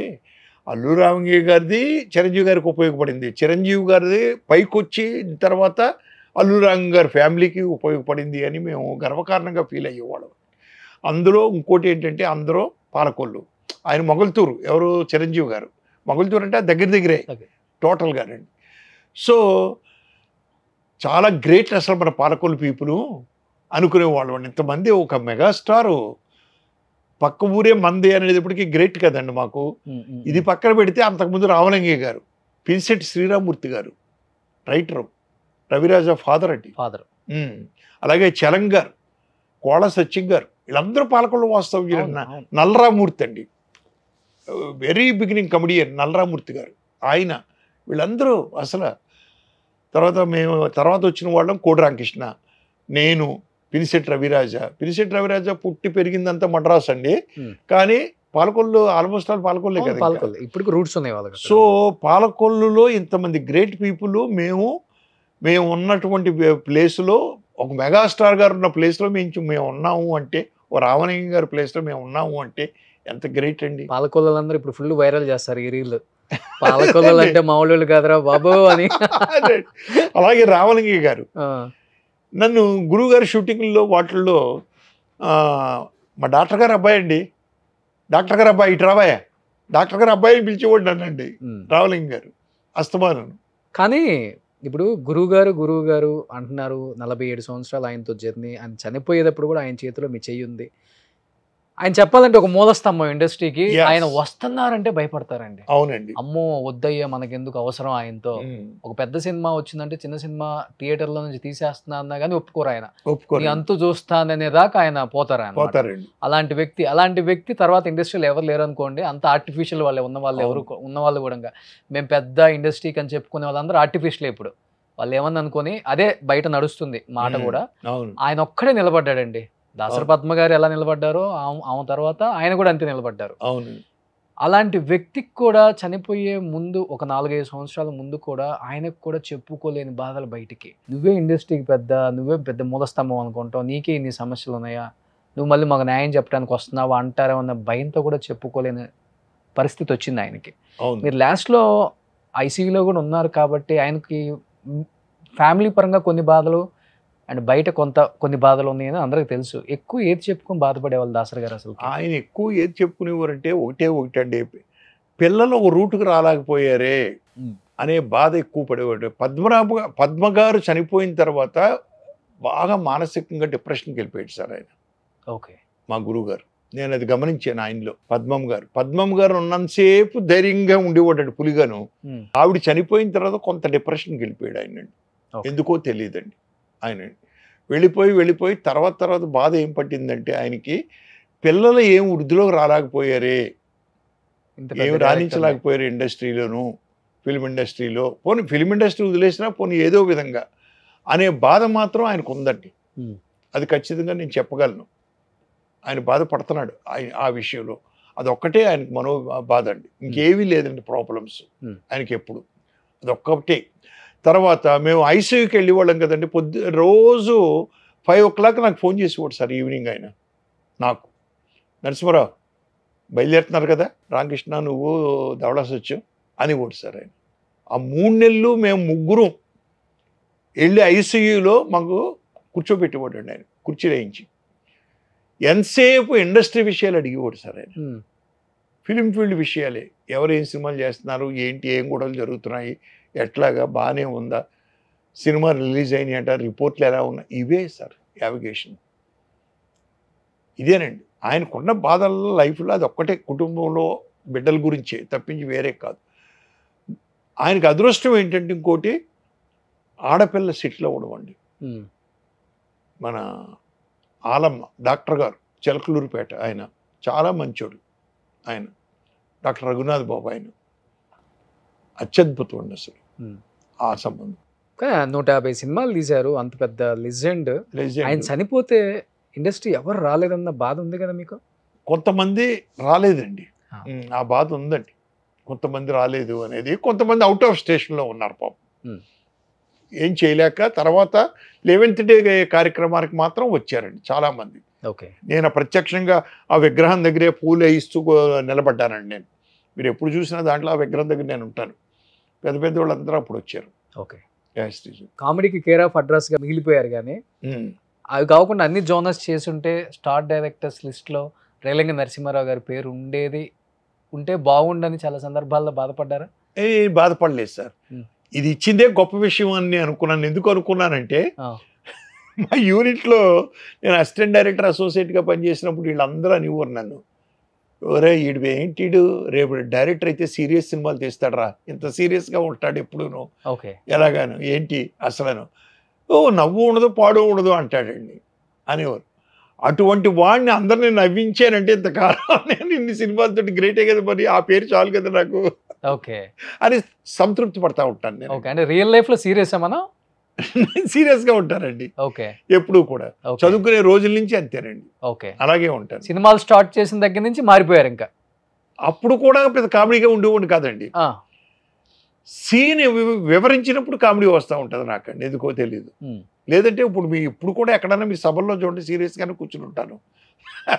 ఇప్పుడు మీకు నచ్చిన మీ సినిమాలలో ఒక 4-5 మంచి ఫన్నీ డైలాగులు అంటే ఉన్నాయండి, చాలా ఉన్నాయి ఒక సార్. 2-3 మీకు నచ్చినాయి మా కోసం. ఇల్లంతా సందడిలోనండి ఒక డైలాగ్ అండి, పూసల గారు అనే రైటర్ రాశాడు సార్. ఓకే. ప్రభాకర్ రెడ్డి గారు దుప్పటి కప్పుకుని బయట పడుకుని ఉంటాడు. అల్లుడు కూతురు బెడ్రూమ్లో ఉంటారు, చంద్రమోహన్ ప్రభ. డబాల్ని సౌండ్ వస్తుందండి. ప్రభాకర్ రెడ్డి గారు మంచం నుంచి పడిపోయాడు ఉసుకేసుకుని. నాన్న ఏంటి నాన్న అంత సౌండ్ వచ్చింది అని. దుప్పటి పడిపోయింది మంచం మించి అని. ఇక్కడికి చంద్రమోహన్ గారు అంటాడు, దుప్పటి పడిపోతే అంత సౌండ్ వస్తుందా? ఏంటి మామయ్య గారు దుప్పటి పడిపోతే అంత సౌండ్ వచ్చింది అంటే, ఆ దుప్పట్లో నేను ఉన్నాను కదరా. ఓకే. అప్పుడు అన్నీ ఇలాంటివే. ఇలాంటివే. అక్కడి నుంచి వరుసగా అసలు ఎదురింటి మూడు పక్కిన పెళ్ళంలో అయితేనండి అసలు టోటల్గా ఒక డైలాగు, మీకు గొప్ప డైలాగ్ అది. రాజేంద్ర ప్రసాద్ పిసినాలి వెళ్ళి టెండర్ వేయడానికి వెళ్ళాడు. వెళితే వాళ్ళు అప్లికేషన్ పెట్టుకుని స్టాంప్ అంటించమంటారు. ఆ స్టాంప్ అంటించడానికి 4 మీద పెట్టబోతే ఆగుతాడు. ఎందుకు నా లాలాజలం వేస్ట్ అవ్వాలి అని అటు ఇటు చూస్తే ఆ చెట్ల బాత్రూమ్కి వెళ్తూ ఉంటాడు పరిగెత్తుకుంటూ. దివ్యవాణి కొడుకు, ఒరిజినల్గా ఈడు కొడుకే, కానీ అడిగి తెలీదు భార్యాభర్తలు విడిపోయారు ఎప్పుడో. సో వీళ్ళు తెలీదు. వీడు వెళ్తున్నాడు, ఈ కుర్రోడు అని, బాబు ఇటు రారా. వచ్చాడు. ఏంటి అన్నాడు. అని ఒకసారి అన్నాడు. అంటాడు. అన్న తర్వాత ఆ స్టాంప్ తీసి 4 మీద పెట్టాడు. తడి ఆరేసాడు. గమ్మును 4 మూతి మూసేసి చేయి తీసేసి పరిగెత్తుకెళ్ళిపోయాడు. వీడు పరిగెత్తాడు, నా స్టాంపు అని. ఎవరో రాజేంద్ర ఆ కుర్రోడు దొరకడు. ఆడు తెల్లారి పొద్దున చూస్తే వాడింటి ఆపోజిట్లో టెర్రస్ మీద కనిపిస్తాడు ఆ కుర్రోడు. ఈడే కదా నా స్టాంప్ పట్టుకెళ్ళిపోతే, ఒరే నా స్టాంపు ఎక్కడా, నా స్టాంపు అంటాడు. మింగేశాను. మింగేయడం ఏంటి? నాకు ఇయ్యి అన్నాడు. ఆ రోజు ఈవినింగ్ ఓ పని చేయి, పొద్దున వచ్చి నెదుక్కో అంటే మలంలో నెదుక్కోమని. ఆయిల్ సీన్ ఉంటుంది కదా, అత్యద్భుతం ఉండదు ఆయిల్ సీన్. ఇలాంటి సీక్వెన్స్లు అంటే నాకేం జరిగిందంటే సార్, గొప్ప రైటర్స్ దొరికారు సార్, సూపర్ రైటర్స్ దొరికారు. ఓకే. ఎప్పుడైతే రైటర్స్ దొరికారో స్క్రిప్ట్ ఎలివేట్ అయిపోతుంది సార్ ఎప్పుడు కూడా. ఇప్పుడు అందుకనే నేను ఏమంటానంటే సార్, సినిమా అనేది ఒక్కళ్ళ యొక్క విజయం కాదు సార్, ఒక హీరో విజయం కాదు, ఒక డైరెక్టర్ విజయం కాదు. ఒక డైరెక్టర్ ఒక కథా రచయితను పట్టుకోవడం, లేదంటే వాడే కథ, ఆ స్క్రీన్ ప్లేని అత్యద్భుతంగా చేయడం, దానికి అద్భుతమైన డైలాగులు రాయించుకోవడం. ఎంత చేసినా కూడా ఆర్టిస్ట్ పెర్ఫార్మెన్స్ గొప్పగా చెయ్యకపోతే పండదు. కానీ ఇప్పటికీ అనుకుంటారా ఎప్పుడన్నా, రేలంగ నరసింహారావు అనే వ్యక్తి లేకపోతే రాజేంద్ర ప్రసాద్ లేడు అనుకుంటారా, లేకపోతే రాజేంద్ర ప్రసాద్ లేకపోతే రేలంగ నరసింహారావు కాంబినేషన్ అత్యద్భుతంగా అలా కుదిరింది అంతే తప్పించి, నేను లేకపోతే రాజేంద్ర ప్రసాద్ బయట సినిమాలు బోర్డు చేశాడు, రాజేంద్ర ప్రసాద్ లేకుండా నేను చేశాను, అది కాదండి. కాంబినేషన్ అలా పండిందండి మా ఇద్దరిది టోటల్గా. ఇప్పుడు ఒక హోటల్ ఉంటుందండి, ఒరి ఇక్కడ దోశ చాలా బాగుంటుందిరా, మసాలా దోశ అయితే ఇంకా బాగుంటుందిరా అంటారు. మసాలా దోశ కలిపితే మసాలా దోశ అత్యద్భుతంగా ఉంటుందనే కదా హోటల్కి వెళ్తాం. అవును అవును. అలాగే మా ఇద్దరు కాంబినేషన్ పండింది, అలాగే చంద్రమోహన్ గారిది నాది కాంబినేషన్ పండింది. ఒక్కరి విజయం కాదు సార్ నేను చెప్పేది, నేను అనుకునేది. ఇంత పెర్ఫార్మెన్స్ చేసిన ఆర్టిస్ట్ది కెమెరామెన్ పెర్ఫెక్ట్గా సెల్యులాయిడ్ మీద తీసుకురాకపోతే ఇంకేముందండి, అవుట్ కదా. సో ఇన్ని ఉన్నాయి సార్ లింకులు. అంత కామెడీ చేసి, అలాంటి స్టోరీలు చేసి, అంత నవ్వుకోబట్టే మీరు ఇప్పటికి ఇంత ఎనర్జీగా ఉన్నారు, ఎంత స్ట్రాంగ్గా ఉన్నారు. ఎంత 74-75 ఉంటాయా మీకు? నాకు ఇప్పుడు అండి 75 అండి. ఏం ఫుడ్ తీసుకుంటారు? అప్పుడు సినిమాలే మీ ప్రభావం మీ మీద ఉందా? నేను ఎప్పుడు ఒకటే చెప్తానండి, ఏంటంటే కామెడీ తీసేవాడు కానీ, కామెడీ రాసేవాడు కానీ, కామెడీని చూసి ఎంజాయ్ చేసేవాడు కానీ, కామెడీ చేసేవాడు కానీ ఎప్పుడూ నవనవలాడుతూ ఉంటారండి. ఓకే, మీరు అలానే ఉన్నారు. అదే అలా అని చెప్పి మళ్ళీ పిల్లల్ని ఎత్తుకుద్దురా నాకు సంబంధం. అదే మన్మధ లీలా కామరాజ్ గోల అవునవును. సో సినిమాల ప్రభావం మీ బాడీ మీద ఉంది. ఉంది, డెఫినెట్ గా ఉంది సార్. నవ్వి నవ్వి నవ్వి అవి ఎక్సర్సైజ్ అయినాయండి బాగాను, బాగా సూపర్. అది అందుకనే కదా సార్ మన ఈ హాస్యం క్లబ్బుల్లో వాటిల్లో నవ్వుల మీద ఎక్సర్సైజులు పెడుతున్నారు. అవును. ఇప్పుడు ఏంటి సార్ మీ డైలీ రొటీన్? సబ్జెక్టులు తయారు చేసుకుంటున్నానండి. ఇంకా ఒక పాయింట్ అనుకుంటాను, ఆ పాయింట్ మీద సబ్జెక్ట్ తయారు చేస్తూ ఉంటాను. Okay okay. సినిమాలు తీయాలి ఇంకా? తీయాలనే. ఏమండి, కళాకారుడికి ఎప్పుడూ కూడా ఒకటే నో రిటైర్మెంట్. అల్లు రామలింగ గారు నేను ఈ డైలాగ్ చెప్పానండి. ఆయన ఓ రోజు సెట్లో నన్ను ఎంత మెచ్చుకున్నాడో ఆయన. కళాకారుడికి నో రిటైర్మెంట్ అండి. ఆఖరి శ్వాస వరకు అతను నటిస్తూనే ఉండాలి, లేదంటే డైరెక్ట్ చేస్తూనే ఉండాలి, రాస్తూనే ఉండాలి, కెమెరామెన్గా పనిచేస్తూనే ఉండాలి కళాకారుడు ఎప్పుడు కూడా. అదే రిటైర్మెంట్. సో 2025 ఏదైనా సినిమా రాబోతుందా? 2 డిస్కషన్లు జరుగుతున్నాయండి. ఎంతవరకు సెట్స్కి వెళ్తాయో చూద్దాం సార్. మరి సూపర్ చేస్తున్నాం. సో ఇలా ఇంకా మీరు 100 పూర్తి చేసుకోవాలి సినిమాలు. అలాగే, థ్యాంక్ యూ. సో ఇలానే హ్యాపీగా సంతోషంగా ఆరోగ్యంగా ఉండాలని మనస్ఫూర్తిగా కోరుకుంటున్నాను. రేలంగి నరసింహారావు గారు, చాలా చాలా హ్యాపీగా ఉంది మిమ్మల్ని ఇలా కలవటం. మీ సినిమాల రూపంలో మళ్ళీ ఒక్కసారి అన్ని రీకలెక్ట్ చేసుకుందాం. అండ్ ఒకసారి ఇప్పుడు పిల్లలు సెర్చ్ చేస్తారు యూట్యూబ్ లో, ఈ సినిమాలన్నీ ఒకసారి చూడాలని. డెఫినెట్ గా అలాంటి సినిమాలు అందించారు. సో ఆనిముత్యాలు అని చెప్పుకోవచ్చు ప్రతిదీ కూడా. బట్ ఇంకా మేము ఎక్స్పెక్ట్ చేస్తున్నాం మీ దగ్గర నుంచి. చాలా చాలా హెల్దీగా ఉన్నారు కాబట్టి మంచి సినిమాలు చేయండి. డెఫినెట్ గా ఆడియన్స్ సపోర్ట్ ఎప్పుడు మీకు ఉంటుంది. Thank you very much. Thank you so much sir. Suman టీవీలో మీ పర్సనల్ అండ్ బిజినెస్ ప్రమోషన్స్ కోసం కింది నెంబర్కి కాంటాక్ట్ చేయండి.